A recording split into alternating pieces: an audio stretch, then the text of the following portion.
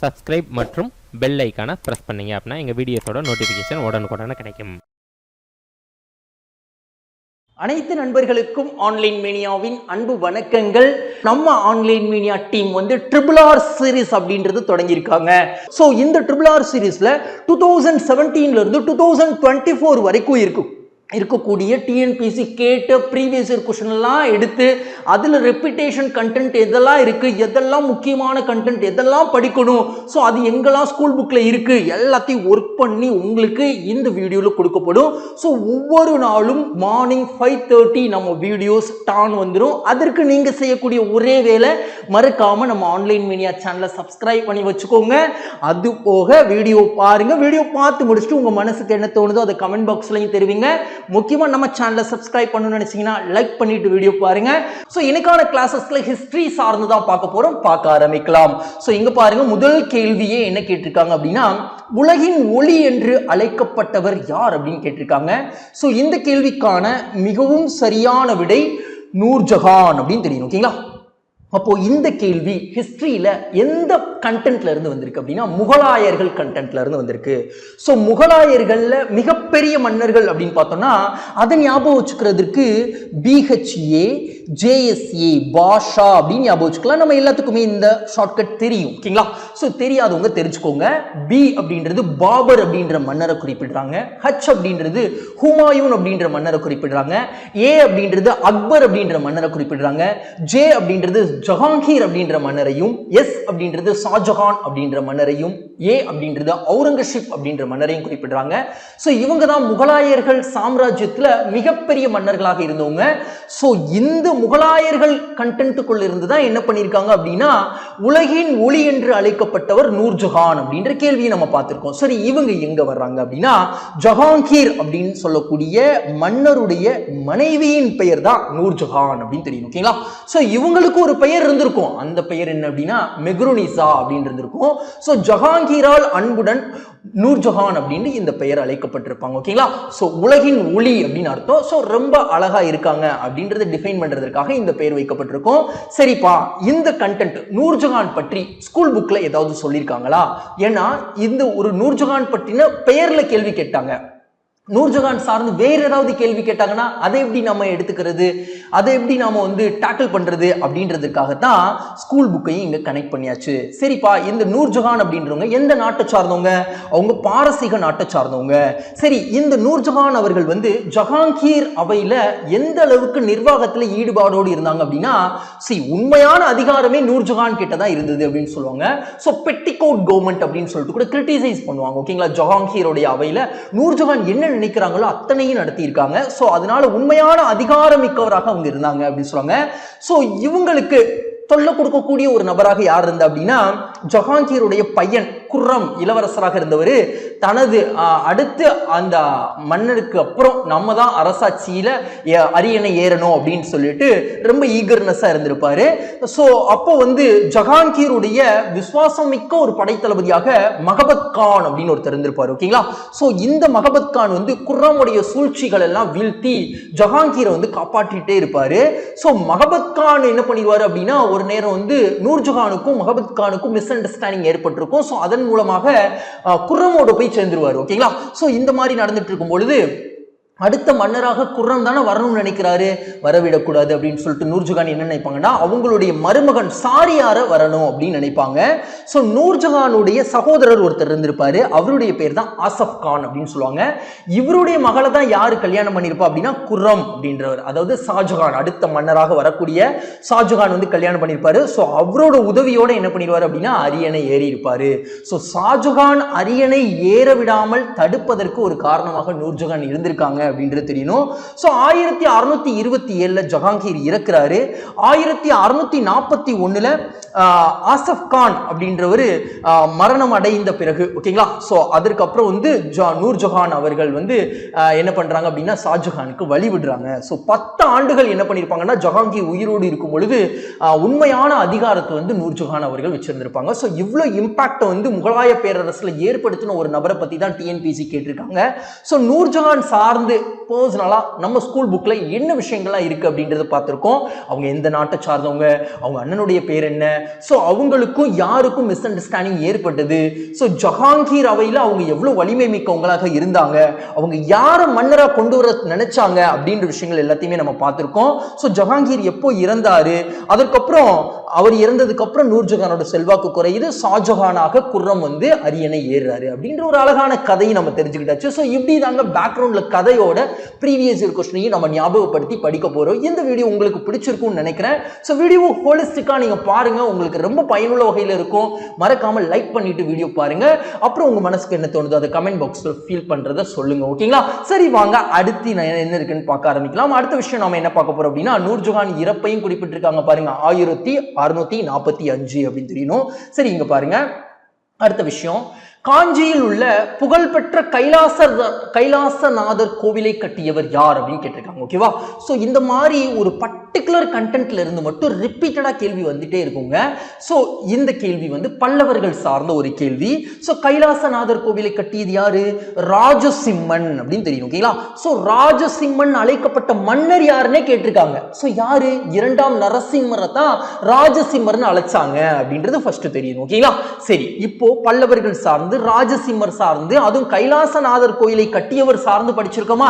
So இது சார்ந்து நம்ம ஸ்கூல் புக்ல என்ன சொல்லியிருக்காங்க அப்படின்றதை நம்ம தெரிஞ்சுக்க ஆரம்பிக்கலாமா?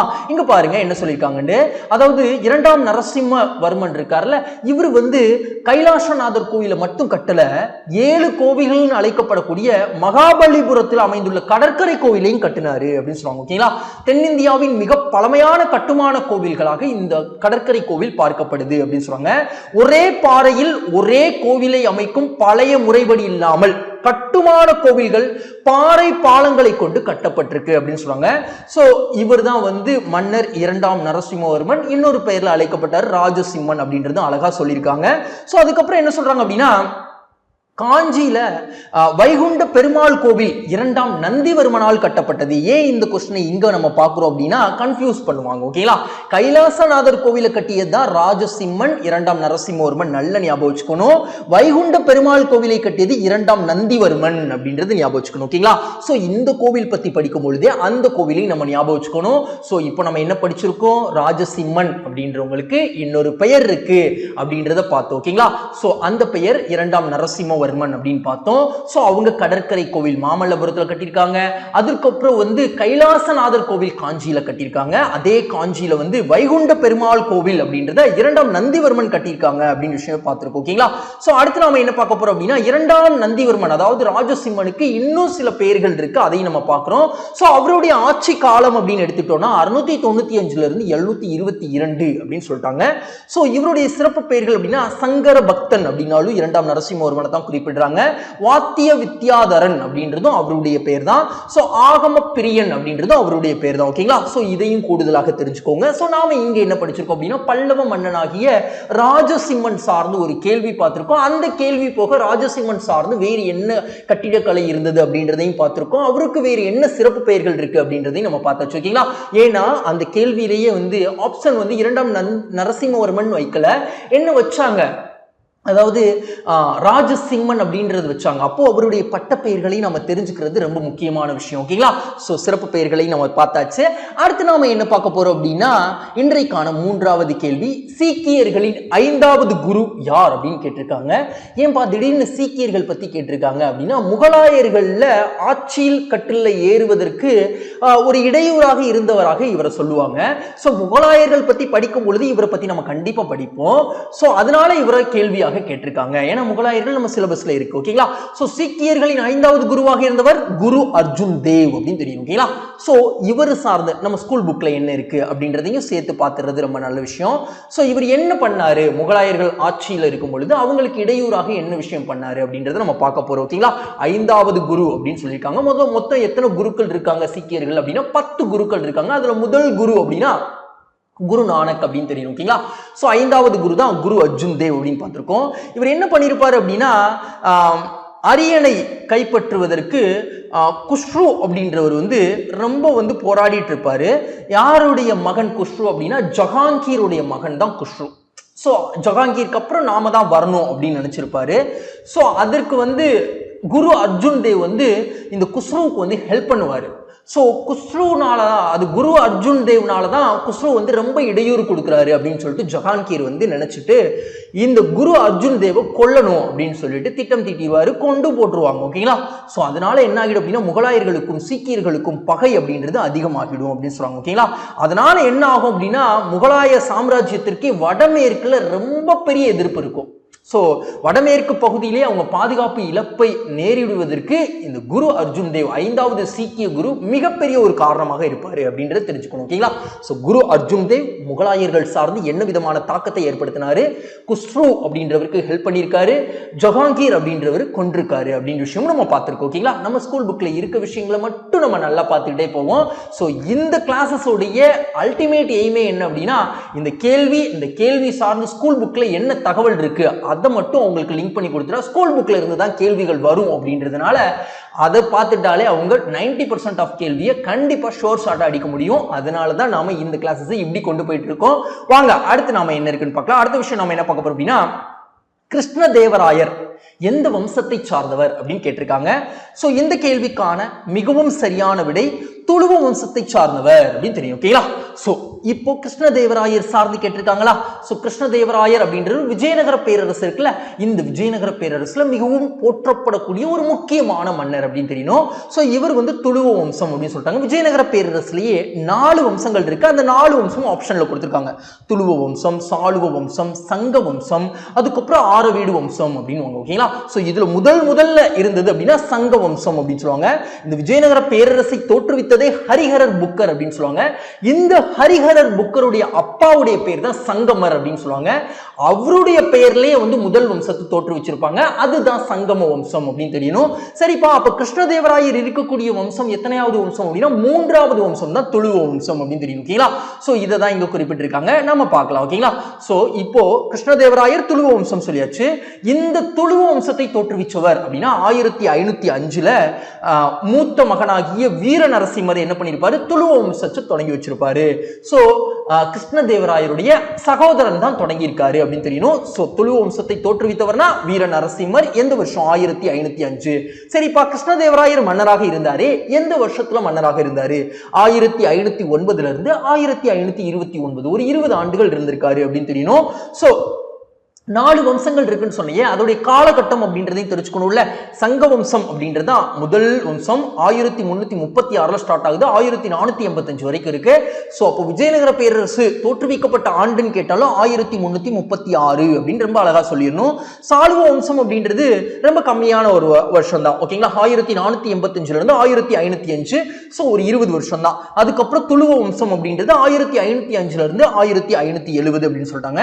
ஆரவீடு வம்சம் அப்படின்றது 1570ல இருந்து 1650 அப்படின்றது நம்ம பார்த்தாச்சு. சோ எல்லாமே ஆர்டர் படி பார்த்தாச்சு. ஓகேங்களா? சோ கிருஷ்ணதேவராயர் அப்படின்றவர் ஒரு மிகப்பெரிய ஒரு பேரரசாக விளங்கியிருக்காரு. எந்த வம்சத்தை சார்ந்தவர்?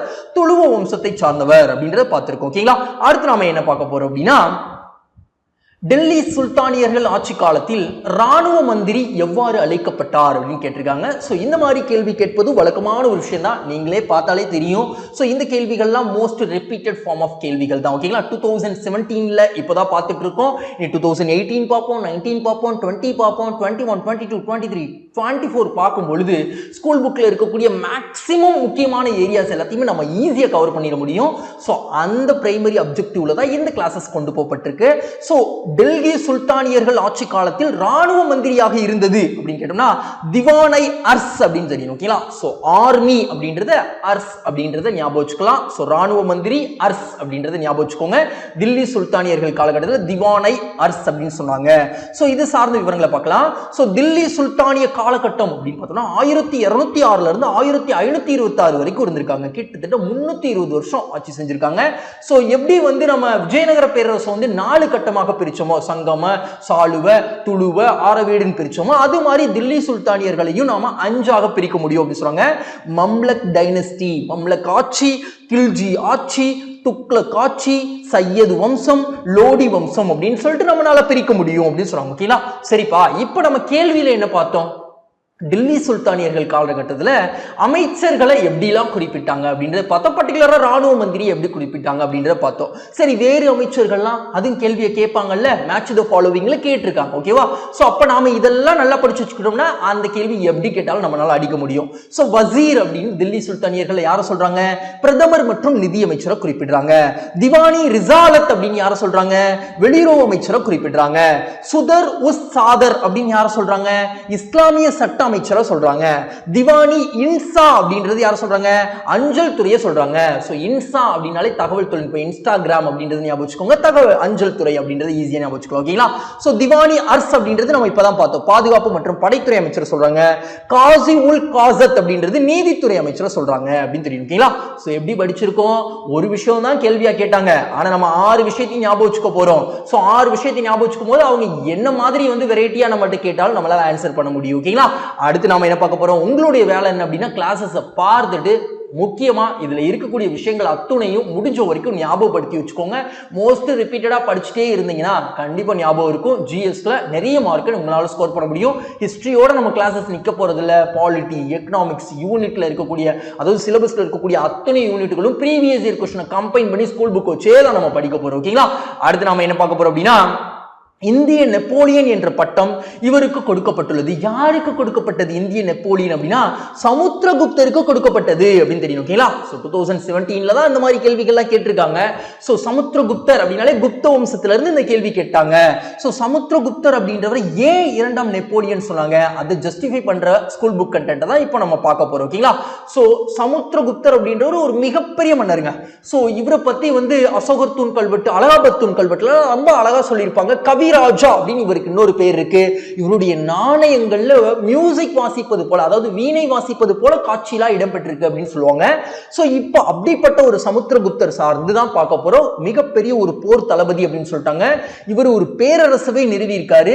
தென்னிந்தியா மீதும் படையெடுத்து நிறைய மன்னர்களை கப்பம் கட்ட வச்சிருக்காரு அப்படின்னு சொல்றாங்க. அப்படி தென்னிந்தியா மீது படையெடுத்து வரும்போது பல்லவ நாட்டு அரசரான விஷ்ணுகோபனை சமுத்திரகுப்தர் தோற்கடிச்சிருக்காரு. கேட்பாங்க, எந்த பல்லவ மன்னனை சமுத்திரகுப்தர் தோற்கடிச்சாரு? விஷ்ணுகோபன் அப்படின்னு தெரியும். ஓகேங்களா? சோ அதுக்கப்புறம் வட இந்தியாவுல சமுத்திரகுப்தர் 9 அரசுகளை தோற்கடிச்சிருக்காரு. தென்னிந்தியாவுல நிறைய மன்னர்களை தோற்கடிச்சு கப்பம் கட்ட வச்சாரு. பல்லவ மன்னன் விஷ்ணுகோபனை தோற்கடிச்சாரு. வட இந்தியாவுல 9 அரசர்களை தோற்கடிச்சிருக்காரு. தென்னிந்தியாவை சேர்ந்த 12 அரசர்கள், சிற்றரசர்களை கப்பம் கட்ட வச்சிருக்காரு. வங்காளம், அஸ்ஸாம், நேபாளம், பஞ்சாபின் கிழக்கு பகுதி அப்படின்னு சொல்லிட்டு எல்லா பகுதியிலையும் அவருடைய ஆட்சியை நிறுவியிருக்காரு. சோ இப்படி பேரரசு அவர் நிறுவனதுனாலதான் அவரை 2ஆம் நெப்போலியன் அப்படின்னு சொல்லியிருக்காங்க. ஓகேங்களா? சோ அதை நம்ம பார்த்தாச்சு. அடுத்து நம்ம என்ன பார்க்க போறோம் அப்படின்னா பட்டியல் 1 பட்டியல் 2 பொருத்தி பட்டியலுக்கு கீழே உள்ள தொகுப்பிலிருந்து சரியான விடையை தேர்வு செய்க அப்படின்னு கொடுத்திருக்காங்க. ஓகேவா? சோ இந்த கேள்விக்கான சரியான விடையை நம்ம பார்க்கணும். ஓகேங்களா? சோ காளிபங்கன் எங்க இருக்கு? சர்கோட்ரா எங்க இருக்கு? லோத்தல் அப்படின்றது எங்க இருக்கு? கீழடி அப்படின்றது எங்க இருக்கு அப்படின்னு கேட்டிருக்காங்க. ஓகேவா? சோ இந்த கேள்வி எப்படிலாம் நம்ம பாக்குறது? கீழடி நம்ம தமிழ்நாட்டில் இருக்கு, சிவகங்கை மாவட்டத்தில் இருக்கு. ஆப்ஷன்ஸ்ல வேற வழியே இல்லை, மதுரைக்கு அருகில் அப்படின்றதுனால நம்ம போற்ற முடியும். சரிப்பா, காளிபங்கன், சொர்க்கோத்தடா, லோத்தல் அப்படின்றதுலாம் எங்க இருக்கு? சிந்துவெளி நாகரிகம் படிக்கும் பொழுது படிக்க முடியும். சோ இந்த கேள்வி எல்லாம் அவுட் ஆஃப் சிலபஸ்ல இருந்து வந்திருக்கா? இல்ல, நம்ம புக்ல இருக்க வார்த்தையை அப்படியே கேட்டிருக்காங்க. சோ இதுக்கான ஆன்சரை இங்க பார்க்க போறோம். ஓகேங்களா? சோ அங்க இருந்து உங்களுக்கு சொன்னா நீங்க ஞாபகம் வச்சுக்கிறது அதை மட்டும் தான் ஞாபகம் வச்சுப்பீங்க, இதெல்லாம் மறந்துடுவீங்கன்றதுக்கான தான் இங்க வச்சு சொல்றேன் இந்த क्वेश्चनக்கு ஆன்சர். ஹரப்பா அப்படின்றது பஞ்சாப், அதாவது பாகிஸ்தான்ல இருக்கக்கூடிய பஞ்சாப்ல இருக்கு அப்படின்னு தெரியணும். ஓகேங்களா? மொஹஞ்சதாரோ அப்படின்றது பாகிஸ்தான்ல இருக்கக்கூடிய சிந்துல இருக்கு அப்படின்னு தெரியணும். தோலவீரா அப்படின்றது குஜராத்ல இருக்கு அப்படின்னு தெரியணும். காளிபங்கன் அப்படின்றது ராஜஸ்தான்ல இருக்கு அப்படின்னு தெரியணும். லோத்தல் அப்படின்றது குஜராத்ல இருக்கு. தோலவீராவும் லோத்தல் அப்படின்றதும் குஜராத்ல இருக்கு அப்படின்றத பார்த்திருக்கோம். பனவாலி அப்படின்றது ராஜஸ்தான்ல இருக்கு. ராகிகார்கி அப்படின்றது ஹரியானால இருக்கு. சர்கோட்டடா அப்படின்றது குஜராத்ல இருக்கு. அப்ப குஜராத்ல 3 இடம் பார்த்திருக்கோம், தோலவீரா, லோத்தல், சர்கோத்தடா. அப்போ இந்த மாதிரி தாங்க கேள்வி கேட்பாங்க. காளிபங்கன் அப்படின்றது ராஜஸ்தான் பார்த்தாச்சு. அப்ப காளிபங்கன் ராஜஸ்தான் கரெக்டா தான் பொருத்தப்பட்டிருக்கு. சர்கோத்தரா குஜராத் கரெக்டா தான் பொருத்தப்பட்டிருக்கு. லோத்தல் காம்பே வளைகுடா, அங்க என்ன சொன்னாங்க? குஜராத், அது கரெக்டா தான் பொருத்தப்பட்டிருக்கு. கீழடி மதுரை. அப்ப எல்லாமே சரியான இணையாக தான் இருக்கு அப்படின்றது தெரியணும். ஓகேங்களா? சோ எப்படி புக்கை அழகா படிக்க முடியும்? சோ இந்த 4 இடத்தை மட்டும் நம்ம ஞாபகம் வச்சுக்க கூடாது. ப்ரீவியஸ் இயர் क्वेश्चन படிக்கும் பொழுது இங்க கொடுக்கப்பட்ட புக்ல இருக்கக்கூடிய எல்லா கண்டென்ட்டையும் படிச்சு வச்சுக்கணும். ஃபார் எக்ஸாம்பிளுக்கு கேட்காத ஒரு விஷயத்தை கேட்கலாம். மொஹஞ்சதாரோ எங்க இருக்கு கேட்டிருக்காங்க, நான் காட்டுறேன் அந்த क्वेश्चन. ஓகேங்களா? சோ அடுத்து என்ன இருக்குன்னு பார்க்கலாம். அடுத்த விஷயம் நாம என்ன பார்க்க போறோம்? கீழ்காண்பனவற்றில் எது தவறாக பொருத்தப்பட்டுள்ளதுன்னு கேட்டிருக்காங்க. சோ கொத்வால் அப்படின்றவரு நிதி வசூலிப்பவர் அப்படின்னு குறிப்பிட்டிருக்காங்க. மீர் பக்ஷி ராணுவ ஆலோசகர் அப்படின்னு சொல்லியிருக்காங்க. முத்தாசிப் செய்பவர் அப்படின்னா பொதுமக்களின் நடத்தைகளை தணிக்கை செய்பவர் அப்படின்னு சொல்லியிருக்காங்க. குவாகி உல் குவாசத் அப்படின்றவர் நீதி அலுவலர் அப்படின்னு குறிப்பிட்டிருக்காங்க. தவறாக பொருத்தப்பட்டுள்ளதான் கேட்டிருக்காங்க. ரொம்ப ஈஸியான ஒரு ஆன்சருங்க. கொத்வால் அப்படின்றது நிதி வசூலிப்பவர் அப்படின்னு கொடுத்திருக்காங்க. இது தவறு அப்படின்னு தெரியணும். மீர் பாக்ஷி அப்படின்றது ராணுவ ஆலோசகர் தான். முத்தாசிப் செய்பவர் அப்படின்றது பொதுமக்களின் நடத்தைகளை தணிக்கை செய்பவர் தான். குவாகி உல் குவாசத் அப்படின்றது நீதி அலுவலர் தான். அப்போ தப்பானது நிதி வசூலிப்பவர். அப்ப கொத்வாலுக்கு சரியானது என்ன? நவீன வரலாறு படிக்கும் பொழுது கூட கொத்வால் பத்தி நம்ம பார்த்திருப்போம். காவல்துறையை முதல்ல நிறுவும் பொழுது இந்த கொத்வால்ன்ற வார்த்தையெல்லாம் நம்ம படிச்சிருப்போம்.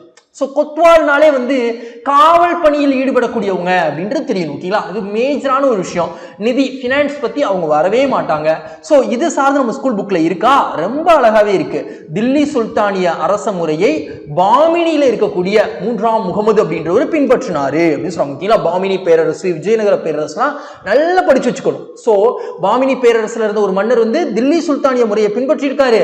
பாமினி பேரரசு பின்பற்றின முறையை மராத்திய ஆட்சியாளர்களும் பின்பற்றினாங்க. அதுதான் என்ன அப்படின்னா 8 அமைச்சர்கள் கொண்ட ஒரு குழுவை உருவாக்குனாங்க. ஃபார் எக்ஸாம்பிளுக்கு அஷ்டபிரதான் அப்படின்னு சொல்லிட்டு சிவாஜியோட அவையில இருந்தாங்க. கிருஷ்ணதேவராயரோட அவையில அஷ்டதி கஜங்கள் அப்படின்னு சொல்லிட்டு இருந்தாங்க. அப்படிலாம் தெரியும். ஓகேங்களா? சோ இது பாமினி சுல்தான்ல 8 அமைச்சர்கள் இருந்தாங்க. என்னென்ன பேர்ல இருந்தாங்க? வகில் சுல்தானா அப்படின்னு இருந்தாங்க. அப்படின்னா யாரு? படைத்தலைவர் அப்படின்னு அர்த்தம். ஓகேங்களா? அதுக்கப்புறம் வசீர் குல் அப்படின்னா மற்ற அமைச்சர்களின் பணிகளை மேற்பார்வையிடுபவர் அப்படின்னு தெரியணும். அதுக்கப்புறம் என்ன சொல்றாங்க? அமீரி ஜும்லா அப்படின்றது நிதியமைச்சர் அப்படின்னு தெரியணும். முதல் தடவை படிக்கும் பொழுது கஷ்டமா தான் இருக்கும். இந்த மாதிரி கஷ்டப்பட்டு நாம படிச்சு ஞாபகப்படுத்தி வச்சுக்கிட்டா மட்டும்தான் டிஎன்பிஎஸ்சி கேட்கக்கூடிய ஒரு கேள்வி கூட நம்ம தப்பு பண்ணாம கரெக்டா அடிச்சுட்டு வர முடியும். சோ அதனாலதான் எல்லாத்தையுமே நான் சொல்றேன். ஓகேங்களா? சோ கொத்வால மட்டும் நான் சொல்லிட்டு போயிடலாம். ஆனா கொத்வால மட்டும் படிச்சுட்டு இந்த பரீட்சைக்கு போனீங்கன்னா அடுத்த பரீட்சையில வேறதான் வரும். நம்ம மொத்தமா படிச்சிட்டோம்னா எதை கேட்டாலும் நம்மளால அடிக்க முடியும். அதுதான் இந்த வீடியோவோட முக்கியமான எய்மே. ஓகேங்களா?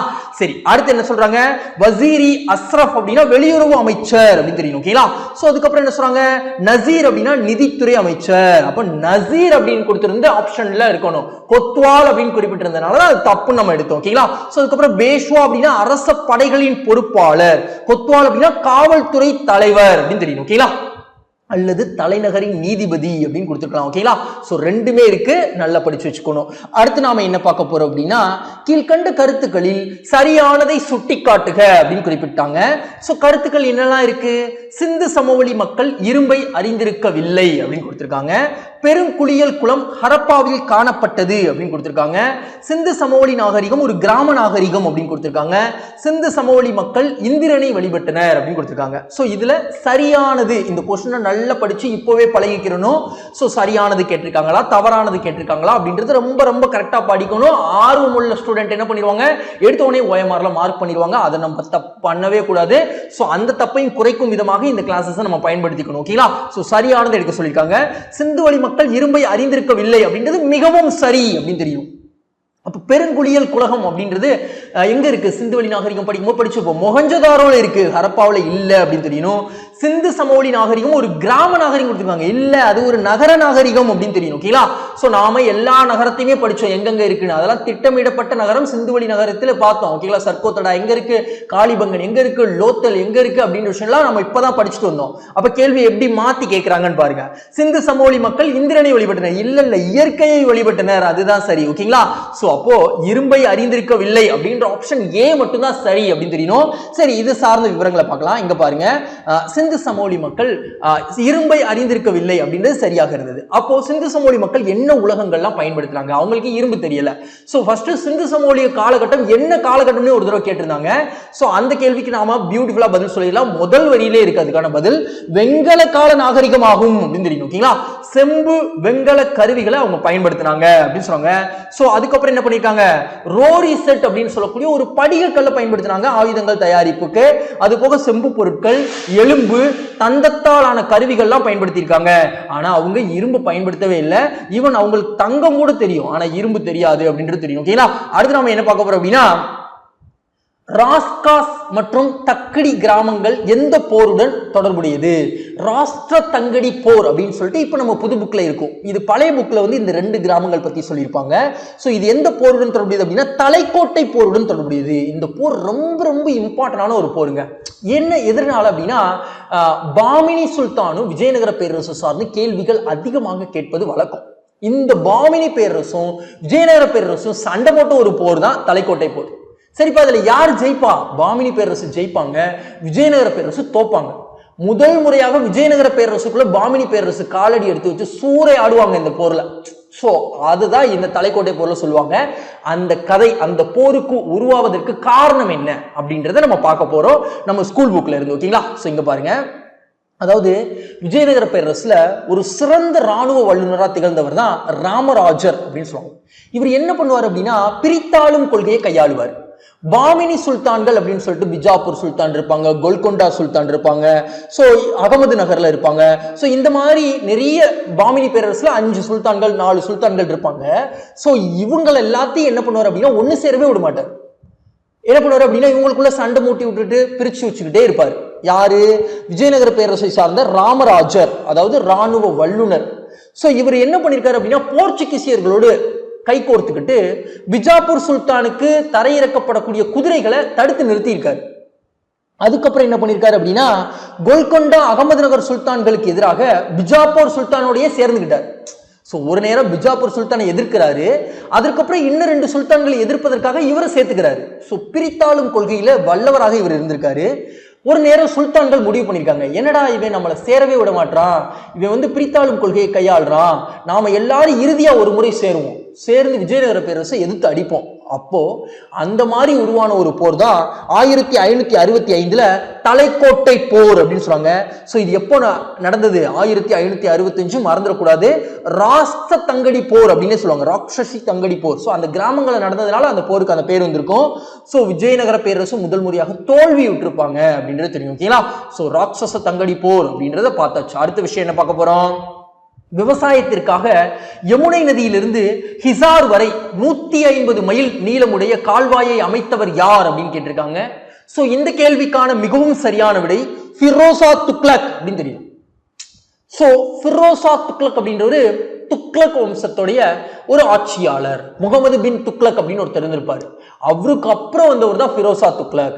சோ இவர் வேலை வாய்ப்புக்காகவே ஒரு அலுவலகத்தை உருவாக்கி இருப்பாரு, விவசாயத்திற்கு நீர்ப்பாசன முறையை ஒழுங்குபடுத்தி இருப்பாரு.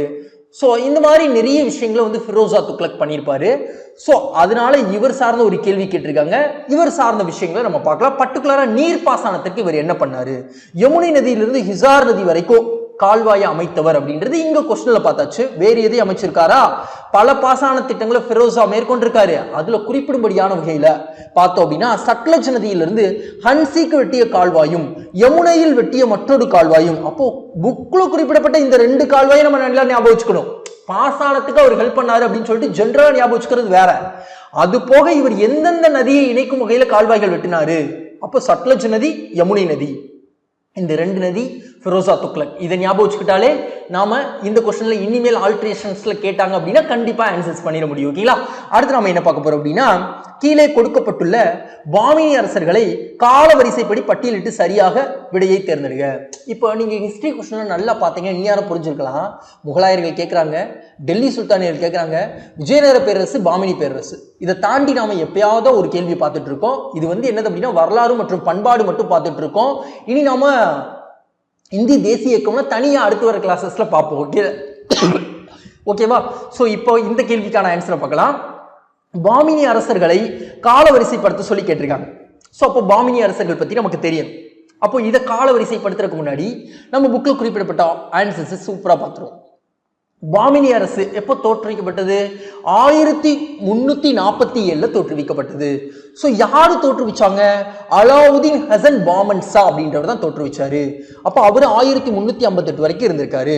அதுக்கப்புறம் முதலாம் முகமது ஷா அப்படின்றவர் இருந்தாரு. அதுக்கப்புறம் இரண்டாம் முகமது ஷா அப்படின்றவர் இருந்தாரு. அதுக்கப்புறம் ஃபிரோசா பாமினி அப்படின்றவர் இருந்தாரு. அதுக்கப்புறம் அகமது ஷா அப்படின்றவர் இருந்தாரு. அதுக்கப்புறம் மூன்றாம் முகமது ஷா அப்படின்றவர் இருந்தாரு அப்படின்னு தெரியும். ஓகேங்களா? அப்போ இதுதான் வரிசை. இந்த வரிசையை தெரிஞ்சுக்கிட்டாலே நம்மளால எழுதிட முடியும். ஸோ முதல்ல பாமினி பேரரசை தோற்றுவிச்சவரை நம்ம கண்டிப்பா ஞாபகம் வச்சுதான் ஆகணும். அலாவுதீன் ஹசன் பாமன் ஷா அப்படின்னு தெரியும். ஸோ அதுக்கப்புறம் முதலாம் முகமது ஷா, இரண்டாம் முகமது ஷா, மூன்றாம் முகமது ஷா, அது ஈஸியாக நம்ம ஞாபகம் வச்சுக்க முடியும். ஆனால் இந்த இரண்டாம் முகமது ஷாக்கு இடையில 2 பேர் வர்றாங்க. அது யார் அப்படின்னா ஃபெரோஸாவும் அகமது ஷாவும். இதை மட்டும் ஞாபகம் வச்சுக்கிட்டா, இந்த 6 பேர்களை வரிசைப்படுத்த ஞாபகம் வச்சுக்கிட்டா அசால்ட்டா போட்டு போயிட்டே இருக்கலாம். நமக்கு தெரியும் பாமினி பேரரசை தோற்றுவிச்சது அலாவுதீன் பாமன் ஷா அப்படின்னு தெரியும். ஓகேங்களா? அப்ப அவர் தான் முதல்ல வர போறாரு. ஏன்னா கால வரிசைப்படி தான் பண்ண சொல்லியிருக்காங்க. ஸோ ஆப்ஷன்ஸ்ல 1 எங்க இருக்கோ இந்த 2 ஆப்ஷன்ஸ்ல தான் இருக்கு. அப்ப இது 2மே இல்லை அப்படின்றது ஈஸியா எலிமினேட் பண்ணிடலாம். ஸோ கேள்வி எப்படிலாம் அப்ரோச் பண்ணலாம் அப்படின்றது இங்க நம்ம அந்த ட்ரிக்கையும் கத்துக்கிட்டு இருக்கோம். ஸோ அதுக்கப்புறம் மூன்றாம் முகமது ஷா அப்படின்றவர் தான் கடைசி வந்தார், நம்ம பார்த்தோம். ஸோ அப்படி பார்க்கும்பொழுது 2 தான் கடைசி வரணும். ஸோ இங்க 2மே 2 கடைசி வந்திருக்கு. ஸோ இன்னும் கொஞ்சம் ஆப்ஷன்ஸ் ட்ரிக்கியா தான் இருக்கு. அதுக்கப்புறம் ஃபிரோஸாக்கு அப்புறம் தான் அகமது ஷா வந்தார். ஸோ அப்ப 4, 3, அப்ப ஆன்சர் என்ன? ஆப்ஷன் ஏ அப்படின்னு தெரியும். ஓகேங்களா? ஸோ இதை நல்லா படிச்சு வச்சுக்கிட்டாலே நம்மளால பாமினி பேரரசுகளை காலவரிசைப்படி ஈஸியா ஆன்சர் பண்ணிட முடியும் அப்படின்னு தெரியும். ஓகேங்களா? ஸோ முதல்ல யார் வந்தார், கடைசியில் யார் வந்தார்? முகமது ஷா அப்படின்றவங்க 3 முகமது ஷா இருந்திருக்காங்க. அந்த இரண்டாம் முகமது ஷாக்கு அப்புறம் 2 பேர் வர்றாங்க. அதுல முதல்ல வந்தது ஃபிரோஸா, அதுக்கப்புறம் அகமது ஷா அப்படின்னு தெரியும். ஓகேங்களா? சரி, அடுத்து நம்ம என்ன பார்க்க போறோம் அப்படின்னா இந்த பாமினி பேரரசை தோற்றுவிச்சது அப்படின்னு பார்த்தோம்னா ஜாஃபர் கான் அப்படின்னு இன்னொரு ஆப்ஷன் இருக்கும். ஸோ ஜாஃபர் கான் என்றவர் தான் பாமன் ஷாவாக பட்டத்தை சூட்டி பாமினி பேரரசை தோற்றுவிச்சாரு அப்படின்னு தெரியணும். பாமினி பேரரசு அப்படின்றது 1347 இருந்து 1527 வரைக்கும் இருந்தது. ஸோ ஜாஃபர் கானும் பாமன் ஷாவும் ஒண்ணுதான் அப்படின்றதுக்காக தான் இந்த கண்டென்ட் எடுக்கப்பட்டது. ஸோ இவங்க வடக்கு கர்நாடகா பகுதியில சுதந்திர அரசாக தன்னை அறிவிச்சுக்கிட்டாங்க அப்படின்னு சொல்லுவாங்க. ஓகேங்களா?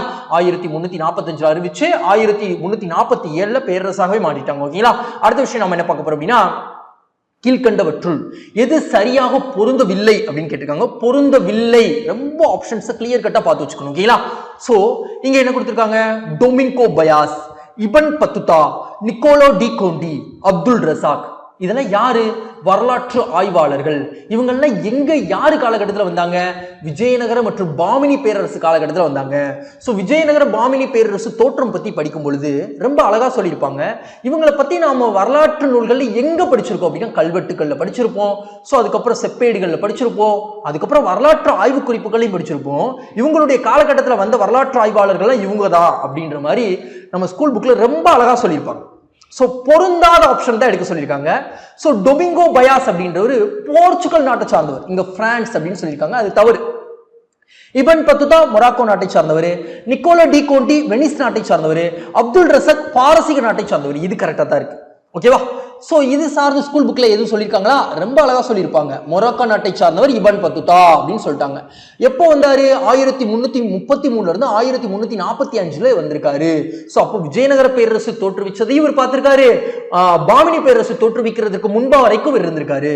பாரசீக பயணி அப்துல் ரசாக், அதுக்கப்புறம் ரஷ்ய பயணி நிக்கிதீன் அப்படின்னு தெரியும். அதுக்கப்புறம் போர்ச்சுகல் நாட்டு பயணி டொமினோ பயாஸ், இத்தாலி நாட்டு பயணி நூனிஸ் அப்படின்னு தெரியும். ஓகேங்களா? சோ அப்ப ரஷ்ய நாட்டு பயணி நிகிதீன் அப்படின்றது கொஸ்டின்ஸ்ல பார்க்கல, ஆனா ஸ்கூல் புக்ல பாக்குறோம். சோ இந்த மாதிரி வெரைட்டியான கேள்விகள் கேட்பாங்க. இப்போ பொறுத்துகளை கேட்டிருக்காங்க. கடைசியில் என்ன பண்ணுவாங்க?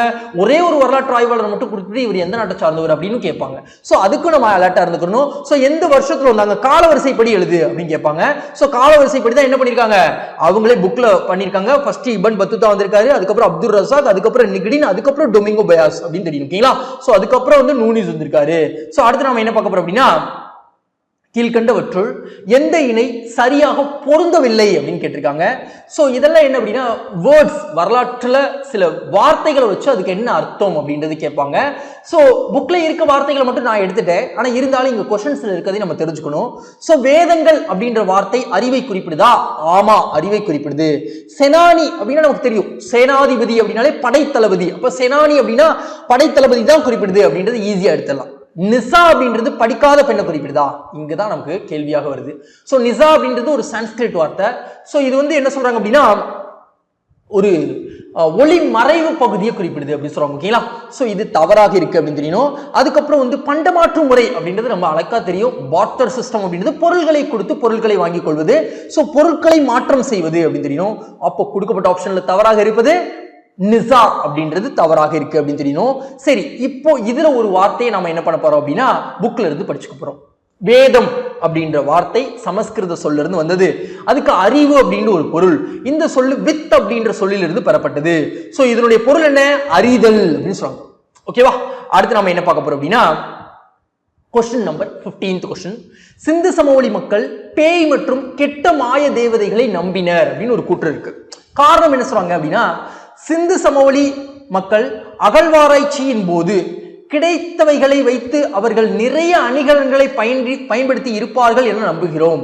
அப்போ கூற்றுல வந்து சொல்றாங்க அவங்க பேய் மந்திர தந்திரங்களுக்கெல்லாம் நம்புனாங்க அப்படின்னு சொல்றாங்க. அப்போ காரணத்துல சொன்னாங்க இவங்களை அகழாய்வு பண்ணி பார்க்கும்பொழுது நிறைய அணிகலன்களை இவங்க அணிஞ்சிருந்தாங்க. ஃபார் எக்ஸாம்பிளுக்கு இப்போ நவீன காலத்துக்குள்ள எடுத்துக்கோமே, பேய்க்கு பயப்படுறவங்களா தான் என்ன பண்ணுவாங்க, தாயத்தை கட்டி விடுவாங்க. ஸோ நிறைய மந்திர கயிறுகள்லாம் கட்டிப்பாங்க. ஸோ இந்த மாதிரிலாம் இருக்கு. அப்போ இவங்களை அகழாய்வு செய்யும் பொழுது நிறைய அணிகலன்கள் கிடைக்குது. ஸோ அதன் மூலமாக ஒரு கன்க்ளூஷன்ஸ்க்கு வராங்க, சிந்து சமவெளி மக்கள் பேய் மற்றும் கெட்ட மாய தேவதைகளை நம்பினர். அப்போ நியூட்டன் தான் ரொம்ப அழகா சொல்லுவார். நியூட்டன் 3வது விதி, ஒவ்வொரு வினைக்கும் ஒரு சமமான ஒரு எதிர்வினை உண்டு. Every action action equal and opposite reaction அப்படின்னு அழகா சொல்லியிருப்பாரு. ஸோ சிந்து சமவெளி மக்கள் என்ன பண்ணியிருப்பாங்க அப்படின்னா இயற்கையை தெய்வங்களாக வழிபட்டிருப்பாங்க. ஸோ தெய்வம் அப்படின்ற ஒரு கான்செப்ட் சிந்து சமவெளி மக்கள் கிட்ட இருக்கும் பொழுது அதற்கான ஆப்போசிட் கான்செப்டான பேய் அப்படின்ற கான்செப்ட் இருக்கணும்ல. ஸோ அப்போ இந்த அகழாய்வு பண்ணது உண்மை, அவங்கள்ட்ட இருந்து அணிகலன்கள் கிடைச்சது உண்மை. அந்த அணிகலன்களை வச்சு அவங்க பேய் மற்றும் கெட்ட மாய தேவதைகளை நம்பி இருக்காங்க அப்படின்னு கன்க்ளூட் பண்ணது உண்மை. அப்போ ஏ மற்றும் பி ஆர் சரியானவை, ஏக்கான காரணம் சரியான விளக்கத்தை கூறுகிறது அப்படின்னு அடிக்கணும். ஓகேவா? சோ இப்போ இது சார்ந்த விவரங்கள் என்ன சொல்றாங்க, அப்போ நம்ம நம்பிக்கைகள் சிந்து சமவெளி மக்கள் நம்பிக்கைகள் சார்ந்து நம்ம ஸ்கூல் புக்ல பார்க்கிறோம். அவங்க இயற்கையை வழிபட்டாங்க, ஈவன் அரச மரங்களை வழிபடுவதற்கு காரணம் இருந்திருக்கு அப்படின்னு சொல்றாங்க. தாய் தெய்வ வழிபாடு அவங்க பின்பற்றினாங்க. வேள்வி பீடங்கள் கூட நிறைய இடத்துல கிடைச்சிருக்கு. இறந்தோரை புதைக்கும் பழக்கம் இருந்திருக்கு, எரிச்சிருக்காங்க நிறைய பேரை. சோ அதுக்கப்புறம் இறப்பிற்கு பின்னர் வாழ்க்கை இருக்கு அப்படின்னு அவங்க நம்புனாங்க. அதனால அந்த இறந்து போன மக்கள் கிட்ட நிறைய பொருட்களை வச்சாங்க. சோ அதை சொல்றாங்க, பயன்படுத்தக்கூடிய பொருட்களை வச்சு அவங்க புதைச்சிருக்காங்க. அவங்களுக்கு இறந்ததுக்கு அப்புறம் இன்னொரு வாழ்க்கை இருக்குன்னு அவங்க நினைச்சிருக்காங்க. சோ நம்பிக்கைகள் சார்ந்து நம்ம ஸ்கூல் புக்ல என்னெல்லாம் சொன்னாங்களோ அத்தனையும் நம்ம பார்த்தாச்சு. அடுத்து நம்ம என்ன பார்க்க போறோம் அப்படின்னா, கீழ்கண்டவற்றுள் எது சரியாக பொருந்துகிறது அப்படின்னு கேட்டிருக்காங்க. அப்சல் கான் பிஜாப்பூர் சுல்தான் அப்படின்னு கொடுத்திருக்காங்க. சரியாக பொருந்திருக்கா? மிகவும் சரியாக பொருந்திருக்கு. சிவாஜி ஆம்பர் நாட்டு அரசரா? கிடையவே கிடையாது. ஓகேங்களா?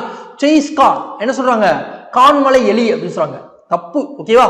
அதுக்கப்புறம் ஜெய்சிங் தக்காணத்தின் ஆளுநர், கிடையவே கிடையாது. அப்போ எது சரியாக பொருந்திருக்கு? அப்சல் கான் பிஜாப்பூர் சுல்தான் அப்படின்றது சரியாக பொருந்திருக்கு.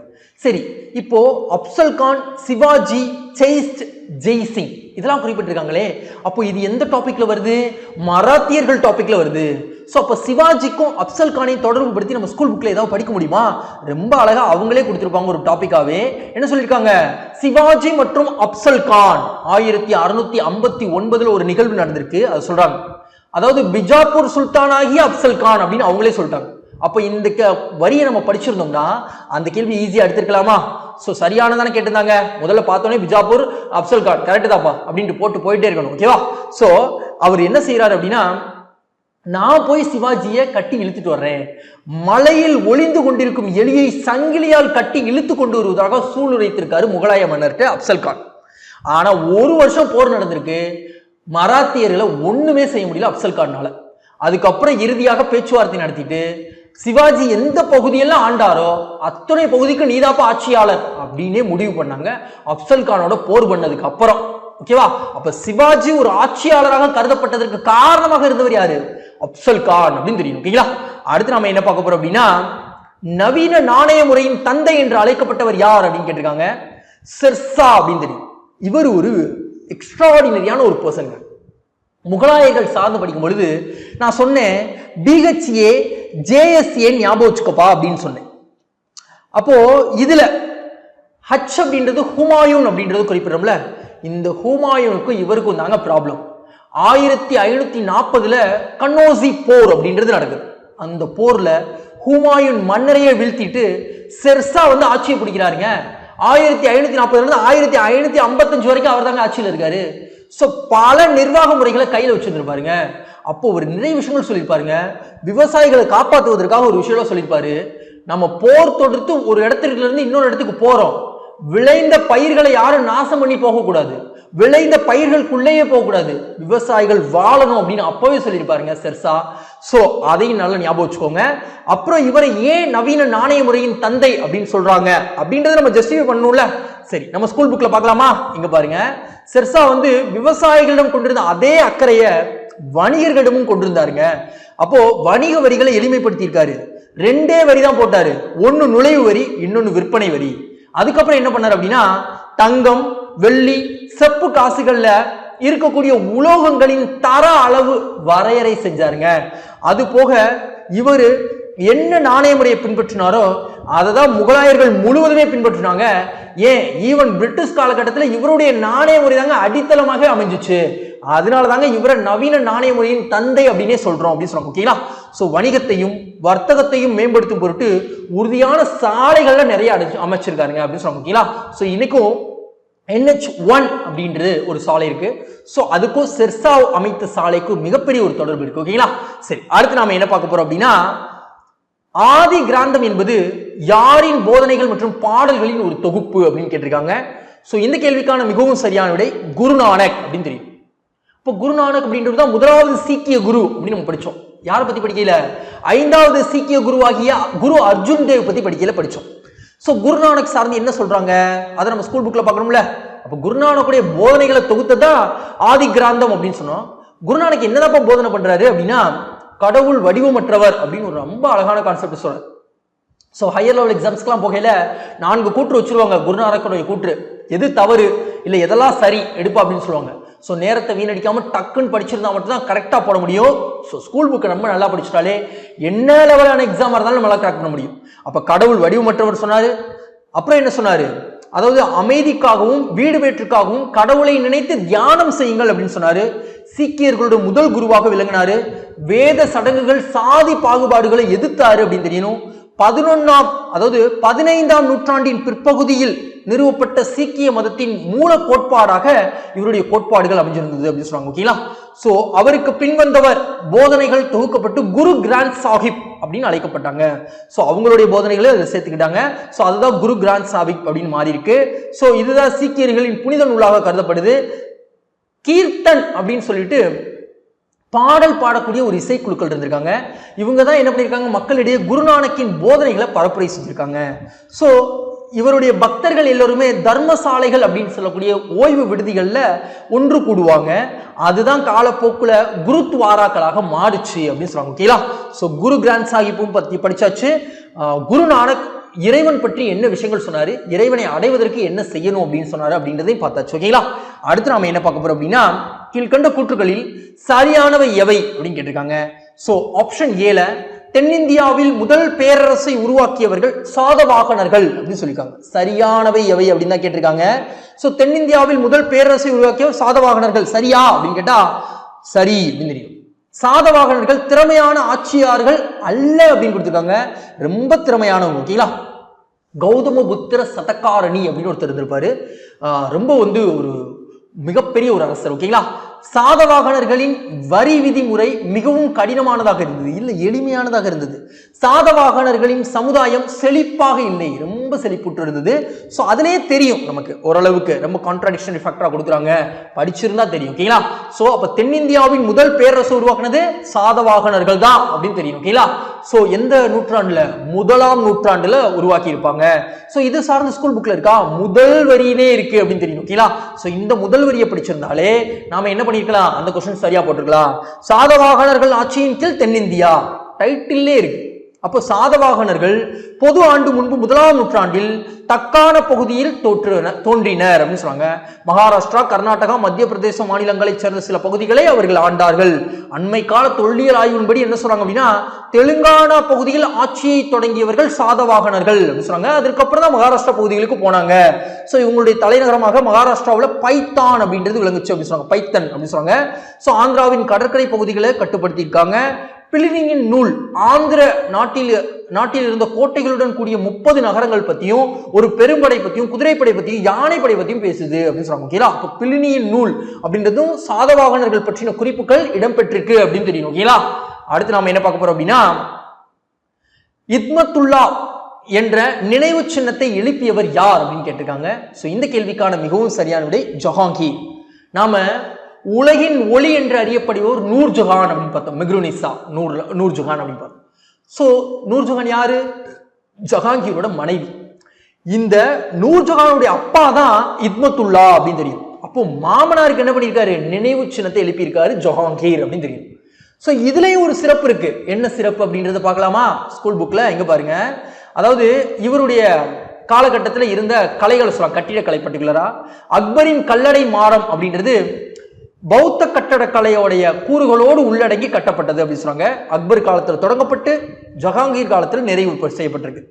ஜஹாங்கீர் நூர்ஜஹானின் தந்தையான இதிமுத்தௌலாவுக்கு ஒரு கல்லறை எழுப்பியிருக்காரு. அந்த கல்லறையில் என்ன சிறப்புனா, வெள்ளை நிற பளிங்கு கற்களால் எழுப்பியிருக்காரு.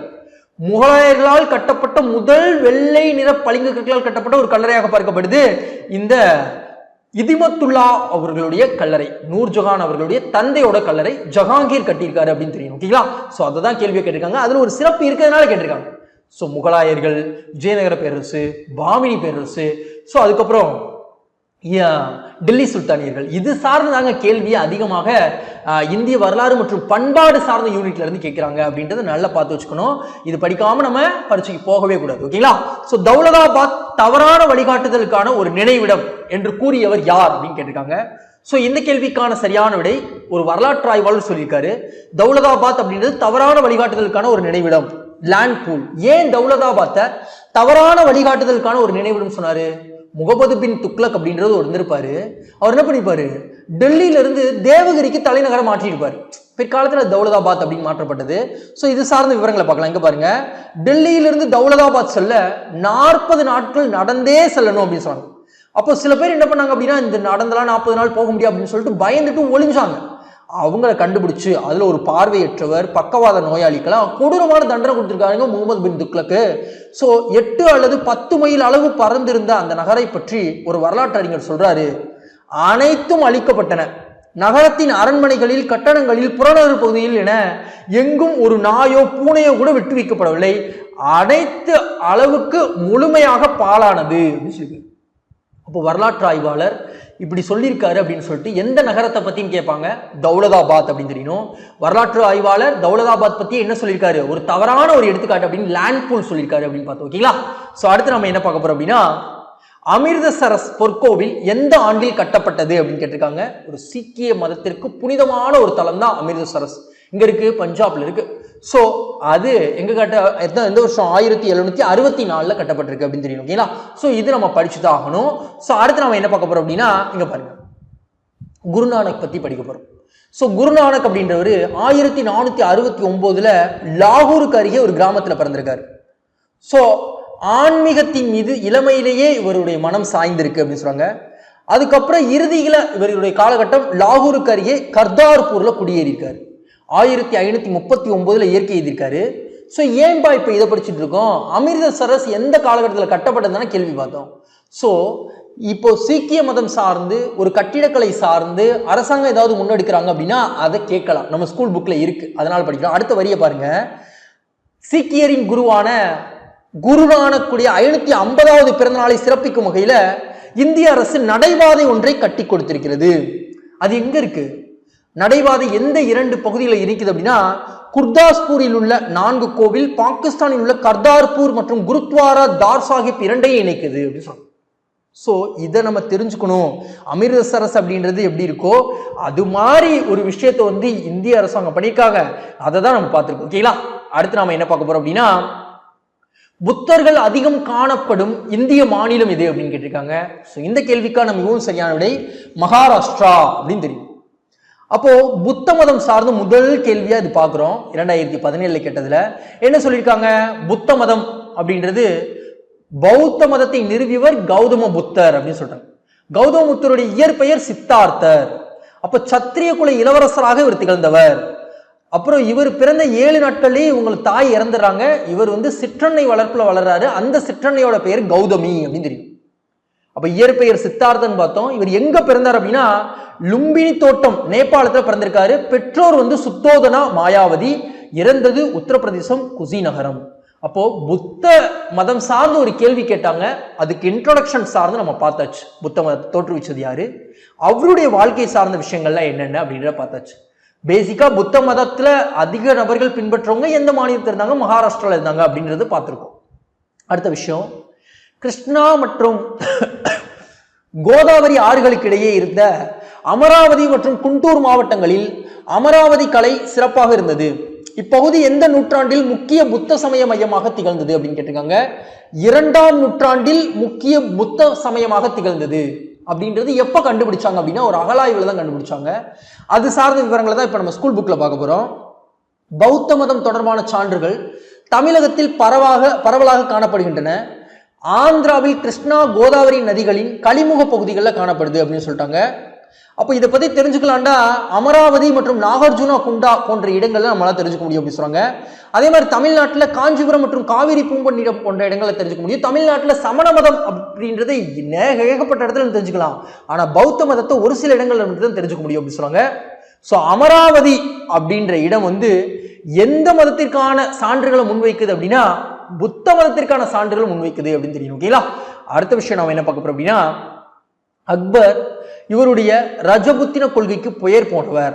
அவர் ஜெய்ப்பூர் அரசர் ராஜபிகாரி மாலின் முதல் மகளை திருமணம் செய்து கொண்டார். இப்ப இது ரெண்டும் சரியா அப்படின்னு கேட்டா ஏ மற்றும் பி சரி அப்படின்னு தெரியும். ஓகேங்களா?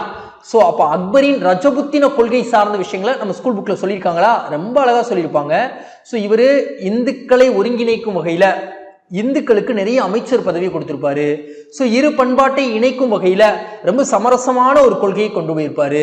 ஸோ இந்து யாத்திரிகர்களுக்கு சலுகைகள் வழங்கியிருப்பாரு, ஜிஸ்யா வரியை நீக்கி இருப்பாரு. ஸோ இந்த மாதிரி நிறைய விஷயங்கள் பண்ணியிருப்பாரு. ரஜபுத்திர இளவரசிகளை திருமணம் செய்தது நிறைய முகலாய மன்னர்கள் இருக்காங்க, அதாவது முஸ்லிம் அரசர்கள் இருக்காங்க.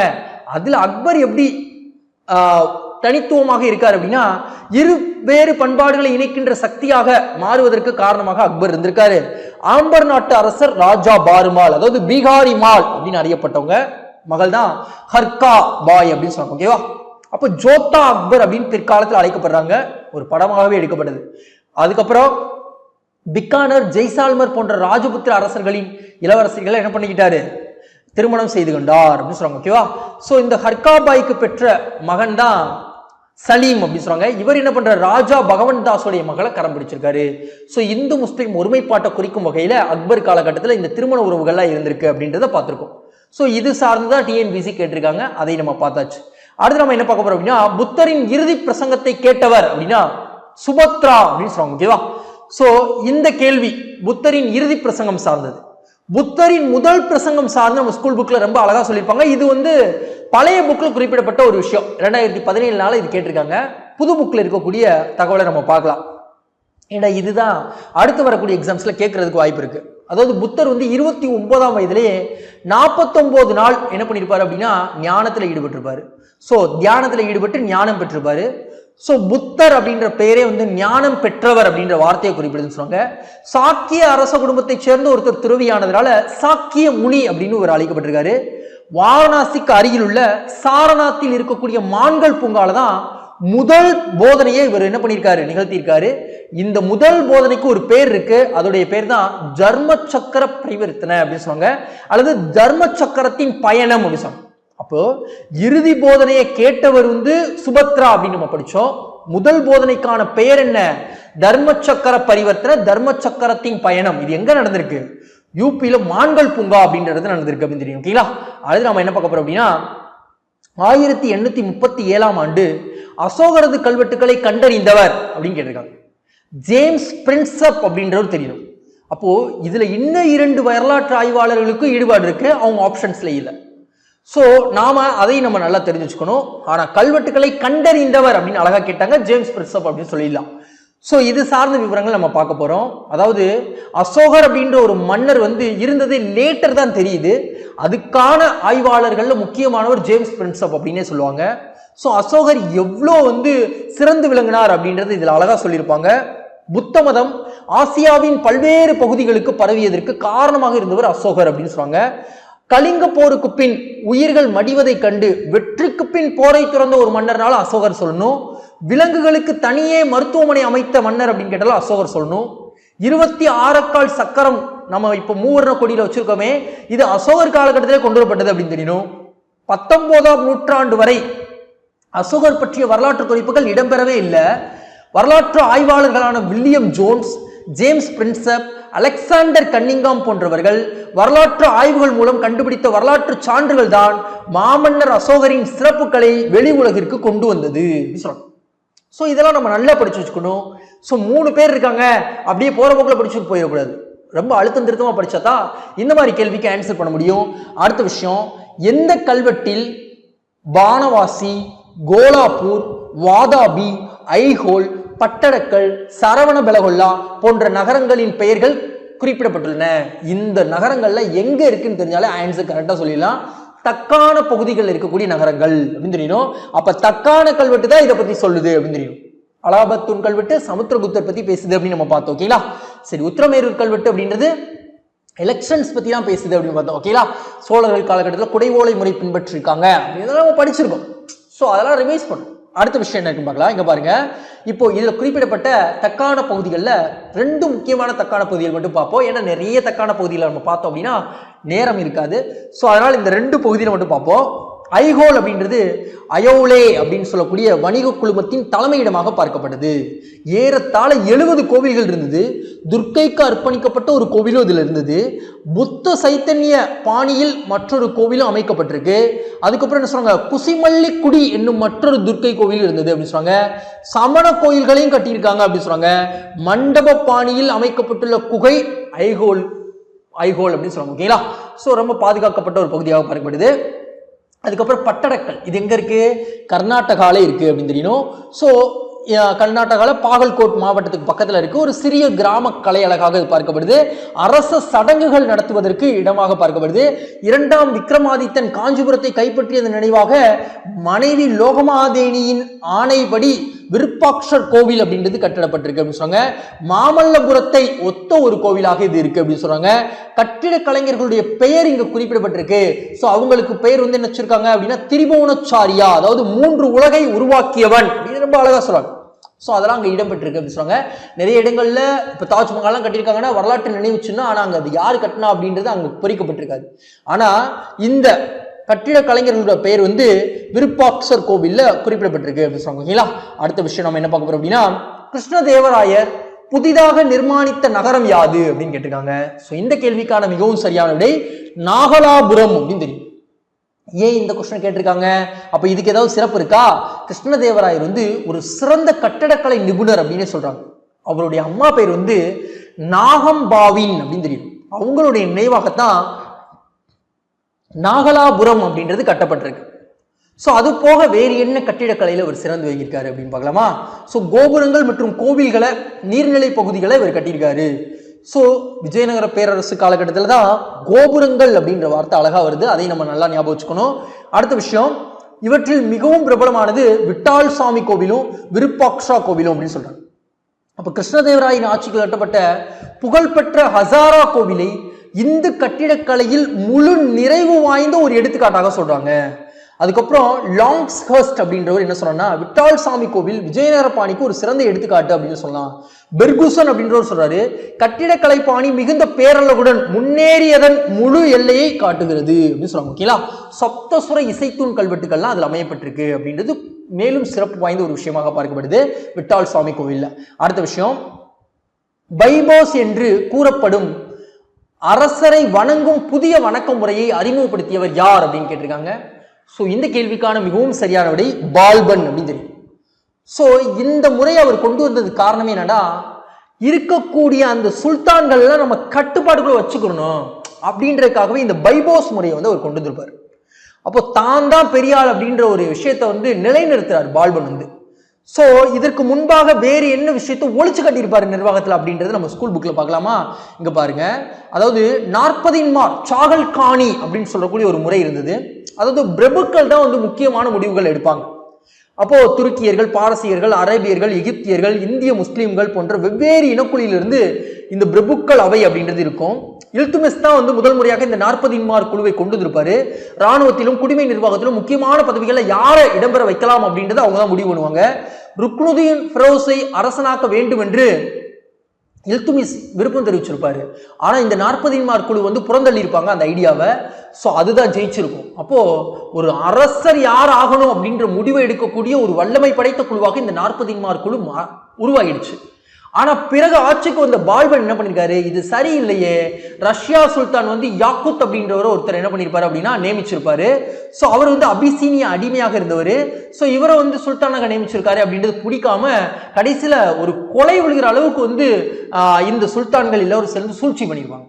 சோ பிறகு ஆட்சிக்கு வந்த பால்பன் முதல் விஷயம் என்ன பண்ணிப்பாரு அப்படின்னா, இந்த சுல்தான்கள்லாம் கட்டுக்குள்ள கொண்டு வரணும் அப்படின்னு சொல்லிட்டு ஒற்றர் முறையை கொண்டு வந்திருப்பாரு. அதுக்கப்புறம் என்ன பண்ணிருப்பாரு அப்படின்னா, இந்த 40 குழுவை ஒழிச்சு கட்டியிருப்பாரு. சோ இந்த சுல்தான்களை கட்டுக்குள்ள கொண்டு வரதான் பைபவுஸ் முறை அப்படின்னு சொல்லக்கூடிய ஒரு புதிய விதமான வணக்க முறையை அவர் அறிமுகப்படுத்தியிருப்பார். சோ அதை நம்ம ஞாபகப்படுத்திடுச்சு. அடுத்து நம்ம என்ன பார்க்க போறோம் அப்படின்னா, ஒரு பொறுத்துக, அதாவது என்ன சொல்றாங்க அப்படின்னா 1336 பாமினி பேரரசு தோற்றம், 1347 தலைக்கோட்டை போர், 1565 விஜயநகர பேரரசு வீழ்ச்சி, 1614 விஜயநகர பேரரசு தோற்றம். ரொம்ப ஈஸியான ஒரு கேள்வி. அப்போ நம்ம ரொம்ப அழகா முன்னாடியே பார்த்துட்டோம். விஜயநகர பேரரசு தோற்றம் தான் முன்னாடி, பாமினிக்கு முன்னாடி விஜயநகர பேரரசு அப்படின்னு தெரியணும். 1336, 1347 பாமினி பேரரசு, 1565 தலைக்கோட்டை போர் நம்ம பார்த்தோம். அதுக்கப்புறம் 1614 விஜயநகர பேரரசு வீழ்ச்சி. ரொம்ப ஈஸியான ஒரு கேள்வி. சோ தலைக்கோட்டை போர் தான் வந்து முதல்ல பாமினி சுல்தான்கள் எதிர்த்து விஜயநகர பேரரசு அடிச்சாங்க அப்படின்னு சொன்னா பார்த்தோம். சோ ராட்சச தங்கடி போர் அப்படின்னு அழைக்கப்படக்கூடிய ஒரு போர். சோ ஈஸியா ஆன்சரை போட்டாச்சு. அடுத்து இங்க பாருங்க, விஜயநகர பேரரசு தோற்றம் பற்றி பார்க்க போறோம். ஏன்னா பாமினி பேரரசு தோற்றம் பத்தி நம்ம படிச்சிட்டோம். ஹசன் பாமன் சா அப்படின்றது தோற்றுவிச்சாரு 1347 அப்படின்னு பார்த்தோம். சோ ஜாஃபர் கான் அப்படின்னு அழைக்கப்பட்டவர். அதே மாதிரி இப்ப விஜயநகர பேரரசு பார்க்கிறோம்.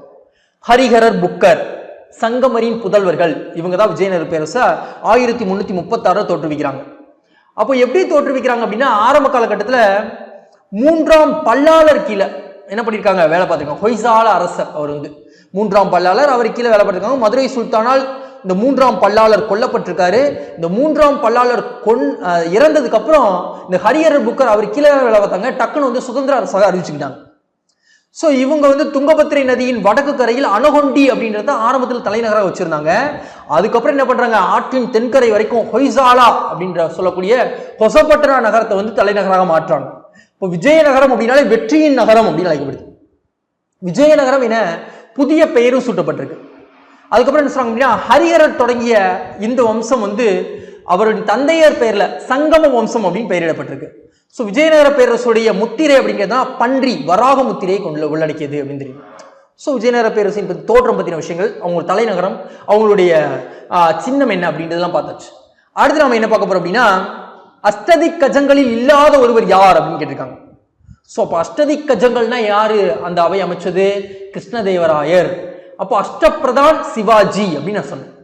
அப்போ இந்த அஷ்டதிக் கஜங்கள்ல இல்லாதவர் அப்படின்னா சாயானா அப்படின்றவர் இல்லாதவர், துர்ஜுதி, மல்லானா, பனாஜி சூரனா இவங்கெல்லாம் இருந்தவங்க. எப்படிப்பா சொல்ற அப்படின்னா, ஸ்கூல் புக்ல ரொம்ப அழகா அந்த 8 பேரையும் குறிப்பிட்டிருப்பாங்க. நம்ம படிச்சுதான் ஆகணும். ஸோ ரிப்பீட்டடா படிக்கும் பொழுது ஞாபகம் வச்சுக்கலாம். ஸோ புக்ல நம்ம அந்த ஹோல் புக்கையும் படிக்கும் பொழுது எங்க அழுத்தம் கொடுத்து படிக்கணும்னு நம்ம நினைவு கூறாம போயிடுவோம். ஸோ அதுக்காகத்தான் அங்கங்க தனித்தனியா எடுத்து நான் சொல்லிருக்கேன். ஸோ இந்த இடத்துல நம்ம ஞாபகப்படுத்த, ஏன்னா டிஎன்பிசி ஒரு தடவை கேட்டாங்க, மறு தடவை கேட்கலாம். ஸோ அதனால அல்லசாணி பெத்தண்ணா அப்படின்றவர் இருந்தாரு, நந்தி திம்மண்ணா அப்படின்றவர் இருந்தாரு, தென்னாலிராமன் இருந்தாரு, துர்ஜதி இருந்தாரு, பட்டுமூர்த்தி இருந்தாரு, குண வீரபத்ரன் இருந்தாரு, மல்லானா இருந்தாரு, பனாஜி குரானா அப்படின்றவர் இருந்தாரு. ஸோ இதெல்லாம் நம்ம தெரிஞ்சுக்கணும். 8 பேர் யார் யார் இருந்தா படிச்சுதான் ஆகணும். நம்ம பெரிய ஆபீசர் ஆகணும் அப்படின்ற நினைப்பு இருந்தா ஞாபகப்படுத்தி தான் ஆகணும். ஓகேவா? என்ன ஷார்ட்கட் வேணா போட்டுக்கோங்க, ஞாபகப்படுத்திக்கோங்க. மறுமுறை கேட்டா அந்த கேள்வியை நம்ம தப்பு பண்ணவே கூடாது. 100க்கு 100 எடுக்கிறோம். ஓகேவா?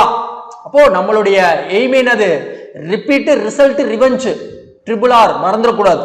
அடுத்த விஷயம், மொஹஞ்சதாரோ நகரம் எந்த மாகாணத்தில் அமைந்துள்ளது அப்படின்னு கேட்டுக்காங்க.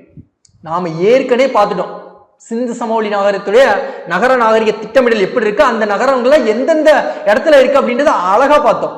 அப்ப இப்ப அழகா சொல்லிடலாமா, மொஹஞ்சதாரோ சிந்துல இருக்கு, நம்ம பார்த்துட்டோம். ஓகேவா? சோ அடுத்து என்ன சொல்றாங்க, அதனால வேற ஒரு கண்டென்ட் நான் கொண்டு வரேன். அதாவது இந்தியா இந்த பக்கம் இருக்கு, பாகிஸ்தான்ல இருக்கக்கூடிய நகரங்கள்லாம் பாருங்க.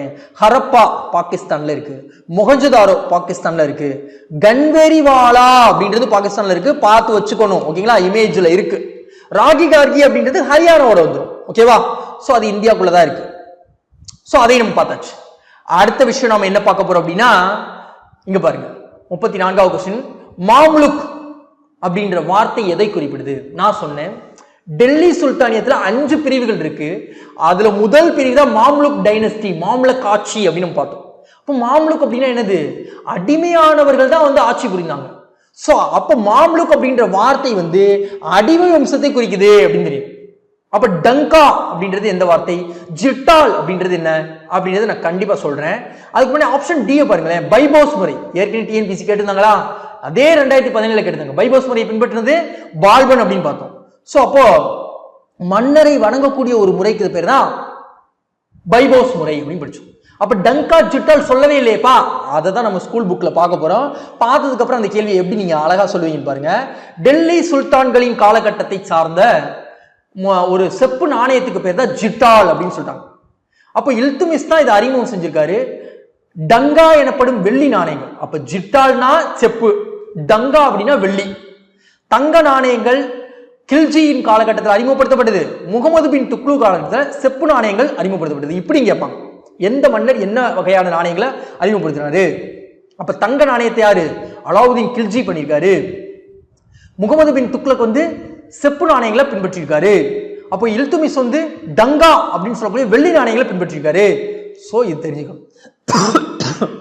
அப்ப செப்பு நாணயத்துக்கு பேர் தான் என்னது? ஜிட்டால் அப்படின்னு தெரியும். அப்ப செப்பு நாணயம் எங்க இருக்கு? இங்க இருக்கு. அதுக்கப்புறம் என்ன இருக்கு? டங்கா அப்படின்றது வெள்ளி நாணயம் அப்படின்னு தெரியும். அப்ப எந்தெந்த மன்னர் எந்தெந்த நாணயங்களை பின்பற்றாங்க அப்படின்றதே நம்ம பார்த்தாச்சு. சோ இனி தப்பு பண்ணலாமா? தப்பு பண்ணவே கூடாது. ஓகேவா? இல்துமிஸ் என்னது? டங்கா. டங்குன்னு விழுந்துட்டோம்னா இழுக்கணும், அவனை காப்பாற்றணும்ல. அப்ப இல்துமிஸ் டங்கா. அலாவுதீன் கில்ஜி தங்க நாணயங்கள். இப்போ லேடிஸ்ல யாராவது நிறைய தங்க நகைகள் போட்டுருந்தாங்கன்னா அவங்கள தொட்டு தொட்டு பேசுவோம். ஓகேங்களா? யாரு? பெண்கள் தான். ஓகேங்களா? சோ அடுத்து என்ன சொல்றாங்க அப்படின்னா, முகமது பின் துக்ளக் செப்பு நாணயங்கள் அப்படின்னு சொல்றாங்க. ஸோ இவர் பண்ண ஒரு ஃபெயிலியர் மெத்தட்ல இந்த செப்பு நாணயங்கள் இருக்கும். நம்ம படிச்சிருப்போம் வரலாற்றில். படிக்கலைன்னா இனிமேல் படிப்போம். அவர் பத்திலாம் நிறைய கேள்விகள் கேட்டிருக்காங்க, நம்ம பார்க்க தான் போறோம். ஓகேங்களா? அடுத்து ஒரு ஜிட்டால் அப்படின்றது 3.6 வெள்ளி குன்றின் மணிகளை கொண்டது. 48 ஜிட்டால்கள் ஒரு வெள்ளி டங்காவுக்கு சமமாகும் சொல்றாங்க. ரொம்ப அழகா சொல்லிப்போம். ஸோ அதை நம்ம ஞாபகம் வச்சுட்டாச்சு. அடுத்த விஷயம், பக்தி இயக்கத்தின் போது வைணவத்தை பரப்பியவர் யார் அப்படின்னு கேட்டிருக்காங்க. ரொம்ப அழகான ஒரு கேள்வி. ராமானுஜர் அப்படின்னு. சமத்துவத்தை போதித்தவர். சமத்துவ சிலை ஹைதராபாத்ல சமீபத்திய காலங்களில் சமத்துவ சிலை அப்படின்னு சொல்லிட்டு ராமானுஜருக்கு நிறுவியிருப்பாங்க. ஸோ இது சார்ந்த விவரங்களை பார்க்கலாம். ஸோ பக்தி இயக்கத்தில், அதாவது 11ஆம் நூற்றாண்டை சார்ந்தவர் முதல்ல தெரியணும், எந்த காலகட்டத்தை சார்ந்தவர். அதுக்கப்புறம் வைணவ திருத்தொண்டர் அப்படின்றது தெரியணும். அதுக்கப்புறம் என்ன சொல்றாங்க, இவர் என்ன கோட்பாடு முன் வச்சாரு? வசிஷ்ட துவைதம் அப்படின்ற கோட்பாடு முன் வச்சாரு.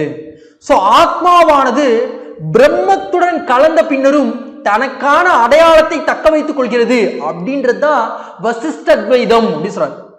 துவைதம், அத்வைதம், வசிஷ்ட துவைதம். இதுல வசிஷ்ட துவைதத்தை சொன்னவர் தான் ராமானுஜர் அப்படின்னு தெரியும். பக்தி இயக்கம் சார்ந்து படிக்கும் போது இதெல்லாம் படிப்போம். அப்போ ஸ்ரீரங்கத்தில் இவர் பிற்காலத்தில் குடியேறி இருக்காரு. ஸோ சமூக சமத்துவ கருத்துக்களை பரப்பி இருக்காரு. ஜாதிய கட்டுப்பாடுகளை கண்டனம் செஞ்சிருக்காரு. கோவில்களுக்குள்ள எல்லாரையும் கொண்டு போகணும் அப்படின்றதுக்காக முற்பட்டிருக்காரு. விஷ்ணுவின் மீது அவரின் இணையான லட்சுமியின் மீதும் அவர் கொண்டிருந்த பக்தி நெறி ஸ்ரீ வைஷ்ணவம் என்று அழைக்கப்படுகிறது. அந்த நெறியை பரப்புவதற்காக தான் பல மையங்களை ஸ்ரீ ராமானுஜர் அவர்கள் நிறுவியிருக்காங்க. எந்த காலகட்டத்தை சார்ந்தவங்க? 11ஆம் நூற்றாண்டை சார்ந்தவங்க. அவங்க வைத்த கோட்பாடு விசிஷ்ட அத்வைதம், மறந்துடக்கூடாது. ஓகேங்களா? சோ இங்க நாம என்ன பண்ணிட்டு இருக்கோம்? படிச்சுக்கிட்டு இருக்கோம். ஓகேங்களா? நேரமாக தான் செய்யும். நம்ம ஒன்னும் டைம் வேஸ்ட் பண்ணல. ஒவ்வொரு விஷயத்தையும் அழுத்தம் திருத்தமா படிச்சுட்டு இருக்கோம். ஓகேவா? அடுத்த விஷயம் நாம என்ன பார்க்க போறோம் அப்படின்னா, நாடிழப்பு கொள்கையின்படி எவை சரியான கூற்றுகள் அப்படின்னு கேட்டிருக்காங்க. சோ இந்திய அரசர்களின் உயில் ஏற்றுக்கொள்ளப்படும், ஏற்றுக்கொள்ளப்படாது. ஓகேவா? அப்போ சரியானவை தான் கேட்டிருக்காங்க. சோ இது தவறு. இந்திய இளவரசர்கள் எந்த பகுதியையும் கைப்பற்ற அனுமதிக்கப்படுவர்? கிடையவே கிடையாது. பிரிட்டிஷ் அரசாங்கம் கொண்டு வந்தது நாடிழப்பு கொள்கை, அது கிடையாது. அடுத்து, இந்திய அரசர்களுக்கு தத்தெடுக்கும் உரிமை மறுக்கப்பட்டது. கரெக்டா? மிகவும் சரி. தத்தெடுத்துக்கோ, நீ வச்சிருக்க செல்வத்தை கொடுத்துக்கோ, ஆனா உன்னுடைய ஆட்சியை கொடுக்க மாட்டோம். உன்னுடைய ஆட்சியை பிரிட்டிஷ் இந்தியாவோட கொடுத்துடணும். அதுதான் நாடிழப்பு கொள்கையோட சிறப்பம்சமே. இந்திய அரசர்களின் வாரிசு மறுக்கும் உரிமை ஆங்கிலேய ஆட்சியாளருக்கு உண்டு. ஆமா, அதுதான் நாடிழப்பு கொள்கை. அப்போ 3 மற்றும் 4 ரொம்ப சரியாக பொருத்தப்பட்டிருக்கு. அப்போ இந்த வாரிசிலப்பு கொள்கை சார்ந்து என்ன சொல்லியிருக்காங்க அப்படின்றத நம்ம பார்க்க போறோம். முதல்ல இது எப்போ வந்துச்சு? 1848 வந்துச்சு. இதே கேள்வியா டிஎன்பிசில கேட்டிருக்காங்க. யார் கொண்டு வந்த அந்த கான்செப்டை? தல்யோசி பிரபு அப்படின்றவர் கொண்டு வந்திருக்காரு. இதையும் டிஎன்பிசி கேட்டிருக்காங்க. அப்போ ஒரு முதன்மை சிற்பியா பிரிட்டிஷ் இந்தியாவில் விளங்கியிருக்காரு, ஏகாதிபத்தியாக இருந்திருக்காரு, ஆங்கிலேய பேரரசை விரிவுபடுத்துவதற்கு துரிதமாக செயல்பட்டு இருக்காரு. 1848 வந்திருக்கு. ஆங்கிலேயர்களின் அனுமதியின்றி வாரிசுகளை தத்தெடுக்க நேரிடும் பொழுது மன்னரின் சொத்துக்கள் தத்தெடுக்கும் பிள்ளைக்கும் மன்னரின் ஆட்சி பகுதி ஆங்கிலேயரின் தலையாய சக்திக்கும் செல்ல நேரிடும் அப்படின்னு சொல்லியிருக்காரு. அப்ப இந்த கொள்கையினை இந்தியர்கள் கடுமையாக எதிர்த்திருக்காங்க. இதனால 1857 புரட்சியே ஏற்பட்டிருக்கு அப்படின்னு சொன்னாங்க. அப்போ வாரிசிறப்பு கொள்கையின் மூலமாக ஒரு தடவை இதுவும் கேட்டிருக்காங்க, அதையும் பார்த்து வச்சுக்கணும். எந்த பகுதி முதலில் இணைக்கப்பட்டது அப்படின்னா சத்தாரா 1848. இன்னொரு தடவை மேட்ச் த ஃபாலோவிங்ல எல்லா ஏரியாவுமே கேட்டாங்க. ஜெய்ப்பூர், சாம்பல்பூர் 1849, பகத் அப்படின்றது 1850, உதய்பூர் 1852, ஜான்சி 1853, நாக்பூர் 1854. இதெல்லாம் ஞாபகம் வச்சுக்கணுமா? கண்டிப்பா ஞாபகம் வச்சுக்கணும். சோ நம்ம ஒரு டாப்பரா வரணும் அப்படின்னா இதெல்லாம் ஞாபகம் வச்சுக்காம நம்ம பரீட்சைக்கு போகவே கூடாது. நிறைய பேர் சொல்லுவாங்க ஜஸ்ட் அப்படியே படிச்சு போனா ஞாபகம் இருக்கும். கிடையவே கிடையாது. ஞாபகம் வச்சுதான் படிக்கணும், அழுத்தம் திருத்தமா தான் படிக்கணும், அப்பதான் பாஸ் பண்ண முடியும். கஷ்டப்பட்டு தான் படிக்கணும். ஓகேவா? ஸோ எவ்வளோ விஷயங்கள் ஞாபகம் வச்சுக்கணுமோ அவ்வளோ ஆடட் அட்வான்டேஜ். கொஸ்டின்ஸ் சீக்கிரம் போட முடியும், கரெக்டாகவும் போட முடியும், மித்தவங்களோட எட்ஜ் காட்டி ரிசல்ட் காட்ட முடியும் சீக்கிரம். ஓகேங்களா? ஸோ நாம ரிசல்ட்டை உறுதிப்படுத்துறோம் இந்த தேர்வில். ஓகேங்களா? அடுத்த விஷயம் நம்ம என்ன படிக்கிறோம் அப்படின்னா, ஐரோப்பிய பாணியில் ராணுவ பயிற்சி அளித்த முதல் இந்திய பகுதி எது அப்படின்னு கேட்டிருக்காங்க. ஸோ இந்த கேள்விக்கான மிகவும் சரியான விடை மைசூர் அப்படின்னு. அப்போ ஐரோப்பிய பாணியில ராணுவ பயிற்சி அளித்திருக்காங்க. அப்போ யார் இப்போ மன்னரா இருந்தா தெரியணும்ல. சோ அதான் நம்ம பார்க்க போறோம். மைசூரும் ஆங்கில ஆட்சி விரிவாக்கத்திற்கு எதிர்ப்பும். அப்போ ஹைதர் அலியின் தலைமையில தான் மைசூர் சமஸ்தானம் இருந்திருக்கு அப்படின்னு தெரியும். அப்போ மிகப்பெரிய எழுச்சியை கொடுத்திருக்காரு. அப்போ ஹைதர் அலி, அவருடைய மகன் பேர் என்னது, திப்பு சுல்தான், இவங்க ரெண்டு பேரும் முக்கிய பங்காற்றி இருக்காங்க. 1761 ஹைதர் அலி மைசூர் சமஸ்தானத்தின் உண்மையான ஆட்சியாளராக மாறினாரு. அதற்கப்புறம் ஆங்கிலேயர்களுக்கும் இவங்களுக்கும் நிறைய எதிர்ப்பு. 4 ஆங்கிலோ மைசூர் போர்களை நடந்திருக்கு. சோ முதல் போர் 1767 நடந்திருக்கு, இரண்டாம் போர் 1780 நடந்திருக்கு, 84 முடிஞ்சிருக்கு, 90 92 மூன்றாம் போரும், 4ஆம் போர் 99 நடந்திருக்கு. வருஷத்தை ஞாபகம் வச்சுதான் ஆகணும். ஓகேவா? அடுத்த விஷயம் நம்ம என்ன பார்க்க போறோம்? 1791 வாரணாசியில் சமஸ்கிருத கல்லூரியை நிறுவியவர் யார் அப்படின்னு கேட்கணும். இதற்கான ஆன்சர் என்ன? ஜோனத்தன் டங்கன் அப்படின்னு. இந்த கேள்வியவே மாற்றி கேட்க முடியுமா? ஒரு தடவை கேட்டிருக்காங்க. சோ அதையும் நம்ம தெரிஞ்சுக்க போறோம். இதையும் ஞாபகம் வச்சுக்க போறீங்க. ஜோனதன் டங்கன் தான் வாரணாசியில சமஸ்கிருத கல்வியை நிறுவியதற்கு காரணமாக இருந்தவர். 1791 மாற்றி எப்படி கேட்டிருக்காங்க அதை நம்ம ஸ்கூல் புக்ல பார்க்கிறோம். அப்போ கம்பெனி ஆட்சியில இந்தியாவில் கல்வி வளர்ச்சிக்கு என்ன விஷயங்கள் செஞ்சாங்க? வாரன் ஹேஸ்டிங்ஸ் என்ன பண்ணார் அப்படின்னா ஒரு மதரசாவை உருவாக்கினார். பிரிட்டிஷார் கல்வி ஆற்றியது முதல் தொண்டாக அது பார்க்கப்படுது. சோ 40 மாணவர்கள் இந்த மதரசாவில் படிச்சாங்க. உதவித்தொகை வழங்கப்பட்டது. இஸ்லாமியர்களுக்கு வாரன் ஹேஸ்டிங்ஸ் செய்தது போன்று இந்துக்களுக்கும் மேற்கொள்ளணும் அப்படின்னு சொல்லிட்டு அடுத்து வந்த ஆட்சியாளர்கள் நினைச்சிருக்காங்க. சோ வாரன் ஹேஸ்டிங்ஸ் பண்ணது மதரசா. காரன் வாலிஸ் என்ன பண்ணிருக்காரு? வாரணாசியில சமஸ்கிருத கல்வியை 1791 நிறுவிருக்காரு. சோ இதற்கு காரணமாக இருந்தவர் தான் ஜோனதன் டங்கன். சோ ஒரு புக்ல ஜோனதன் டங்கன் குறிப்பிட்டிருப்பாங்க, இன்னொரு புக்ல கான் வாலிஸ் குறிப்பிட்டிருப்பாங்க. சோ ஆப்ஷன்ஸ்ல கான் வாலிஸ் இருக்காது, பாருங்க இருக்காது. சோ நல்லா படிச்சு வச்சுக்கணும். கான் வாலிஸ் அப்படின்றது ஜோனதன் டங்கன் பதிலா இருந்ததுன்னா கண்ணு மூடிட்டு ஆப்ஷன் அடிக்கணும். ஓகேவா? அடுத்த விஷயம் என்ன சொல்றாங்க? 1813 பட்டய சட்டத்துல கல்வி கொள்கை அப்படின்றது உருவாக்கணும் வலியுறுத்துறாங்க. ஹேஸ்டிங்ஸ் கவர்னர் ஜெனரலாக பொறுப்பேற்ற பின் கிறிஸ்துவ சமய தொண்டாற்றுவோர் மூலமாக தாய்மொழி கல்வி வளர்ச்சியை ஊக்குவித்தார். அப்போ இந்தியாவில் தாய்மொழி கல்வி வளர்ச்சியை ஊக்குவித்தவர் ஹேஸ்டிங்ஸ் அப்படின்னு தெரியும். இப்போ ஹேஸ்டிங்ஸ் தான் மதரசாவை கொண்டு வந்திருக்காரு, ஹேஸ்டிங்ஸ் தான் தாய்மொழி கல்வி நிறுவனர். கான்வாலிஸ் வாரணாசியில சமஸ்கிருத கல்வியை கொண்டு வந்திருக்காரு 1791. மறந்துடக்கூடாது. ஓகேவா? அடுத்த விஷயம், பிம்பிசாரன் எந்த வம்சத்தை சார்ந்தவர் அப்படின்னு கேட்டிருக்காங்க. இப்ப இதற்கான ஆன்சர் என்ன? ஹரியங்கா வம்சம் அப்படின்னு தெரியும். அப்ப இது சார்ந்த விவரங்கள். இப்போ மௌரிய பேரரசம்லாம் 1 2 தான் வரும், ஆனா இருந்தாலும் அதையும் ஞாபகம் வச்சுக்கிறோம். ஓகேவா? சோ என்ன சொல்றாங்க? பண்டைய மகத அரச வம்சங்கள் அப்படின்னு பார்த்தோம்னா ஹரியங்கா வம்சம், சிசுநாக வம்சம், நந்த வம்சம், மௌரிய வம்சம் அப்படின்னு சொல்றோம். அப்ப இதுல முதல் வம்சம் தான் ஹரியங்கா வம்சம். இதுலதான் பிம்பிசாரர் அப்படின்றவர் இருந்திருப்பாரு. சோ படையெடுப்பு, திருமண உறவு ஆகிய வழிகளில் பிம்பிசாரர் லிச்சாவி, மதுரா, கோசலா, மகஜன பதங்கள் அப்படின்னு சொல்லுவாங்கல்ல, அதெல்லாம் ஒருங்கிணைச்சிருக்காரு. அதுக்கப்புறம் சொன்னாங்க அவருடைய மகன் பேரு அஜத்த சத்ரு, புத்தருடைய சமகாலத்தவராக இருந்தவர், ராஜகிரகத்துல முதல் பௌத்த சபை மாநாட்டை நடத்தினவர். சோ அதுக்கப்புறம் சொன்னாங்க அவருடைய வாரிசான உதயன் வந்து பாடலிபுத்திரத்துல புதிய தலைநகருக்கு அடித்தளமிட்டாரு.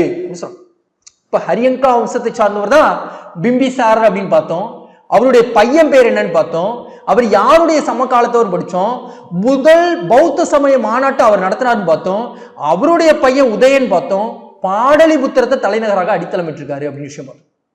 சோ இத்தனை விஷயங்களை பார்த்தாச்சு. அடுத்த விஷயம் நம்ம என்ன பார்க்க போறோம் அப்படின்னா, மௌரிய வம்சத்தின் கடைசி அரசன் யார்? அப்போ முதல் வம்சம் சார்ந்து பார்த்தோம், ஹரியங்கா வம்சம் அப்படின்னு பார்த்தோம். இப்ப கடைசி வம்சம் தான் மௌரிய வம்சம். அதுல கடைசி அரசன் யாரு அப்படின்னு கேட்டிருக்காங்க. சோ இதுக்கான ஆன்சர் என்ன? பிரகத்ரதன் அப்படின்னு தெரியும்.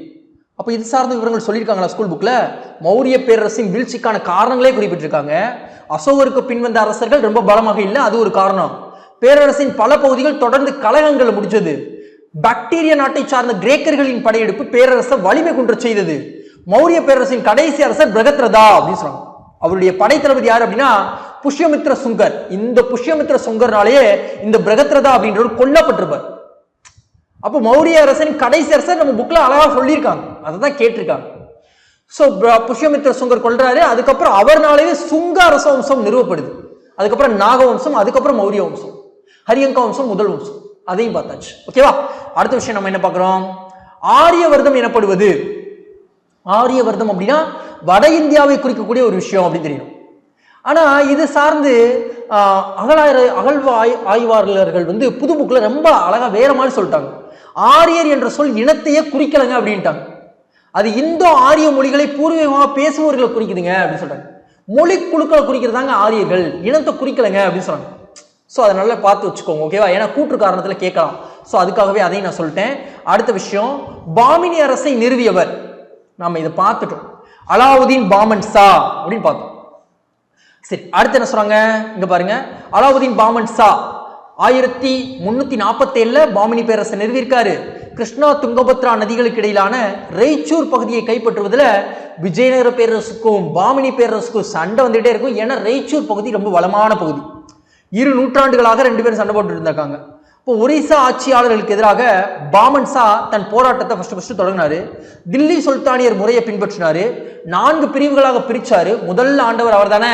அவருடைய நிர்வாகத்தை நம்ம படிச்சுட்டு இருக்கோம். ஆளுநர்கள் நியமிச்சாங்க. குல்பர்கா, தௌலதாபாத், பீதார், பெரார் அப்படின்னு சொல்லிட்டு 4 ஆளுநர்கள் நியமிச்சு நிர்வாகம் பண்ணாரு. வரி வசூல் போன்றவற்றிற்கும் மாகாண நிர்வாகத்திற்கும் ஆளுநர்கள் தான் முழு பொறுப்பு அப்படின்ற மாதிரி அசன் பாமன் ஷா அப்படின்றவரு நிர்வாகம் பண்ணாரு அப்படின்னு சொல்றாங்க. ஓகேங்களா? ஸோ இன்னைக்கு நாம இருந்த பார்ட் 1ல இருந்த 2017ல வரலாற்று சார்ந்து, அது வரலாறு மற்றும் பண்பாட்டில் இருக்கக்கூடிய யூனிட்ல இருக்கக்கூடிய கேள்விகள்ல இருந்து முதல் பகுதியில பார்த்துருக்கோம். ஸோ இப்படிதான் ஒவ்வொரு நாளும் ஸ்கூல் புக்கை கனெக்ட் பண்ணி ஒவ்வொரு கிளாஸஸ்லையும் நாம படிக்க போறோம். ஓகேவா? நாம ஒவ்வொரு நாளும் படிக்க போறோம். ஸோ புரிஞ்சுக்கோங்க, நம்ம டைம் வேஸ்ட் பண்ணல. ஒரு விஷயமும் டிஎன்பிஎஸ்சில கேட்கப்பட்ட விஷயங்கள், புத்தகத்துல இருக்கக்கூடிய விஷயங்களை எங்க அழுத்தம் கொடுத்து படிக்கணும், எதெல்லாம் ஞாபகம் வச்சுக்கணும், ஒவ்வொன்றையும் பாயிண்ட் பண்ணி சொல்லிட்டு இருக்கேன். ஸோ எல்லாமே உங்களுக்கானது தான். ஸோ தயவு செய்து இந்த வீடியோவை உங்க ஃப்ரெண்ட்ஸ்க்கும் நிறைய பேருக்கு அனுப்புங்க. அது போக நம்ம வீடியோ பிடிச்சிருந்தது அப்படின்னா லைக் பண்ணிடுங்க, உங்க ஃப்ரெண்ட்ஸ்க்கும் ஷேர் பண்ணிடுங்க. முக்கியமாக இந்த தருணத்தில் உங்க மனசுக்கு என்ன தோணுதோ அதை கமெண்ட் பாக்ஸில் ஃபீட்பேக்காக தெரிவிங்க. தேங்க்யூ. அடுத்த வகுப்புல சந்திக்கலாம்.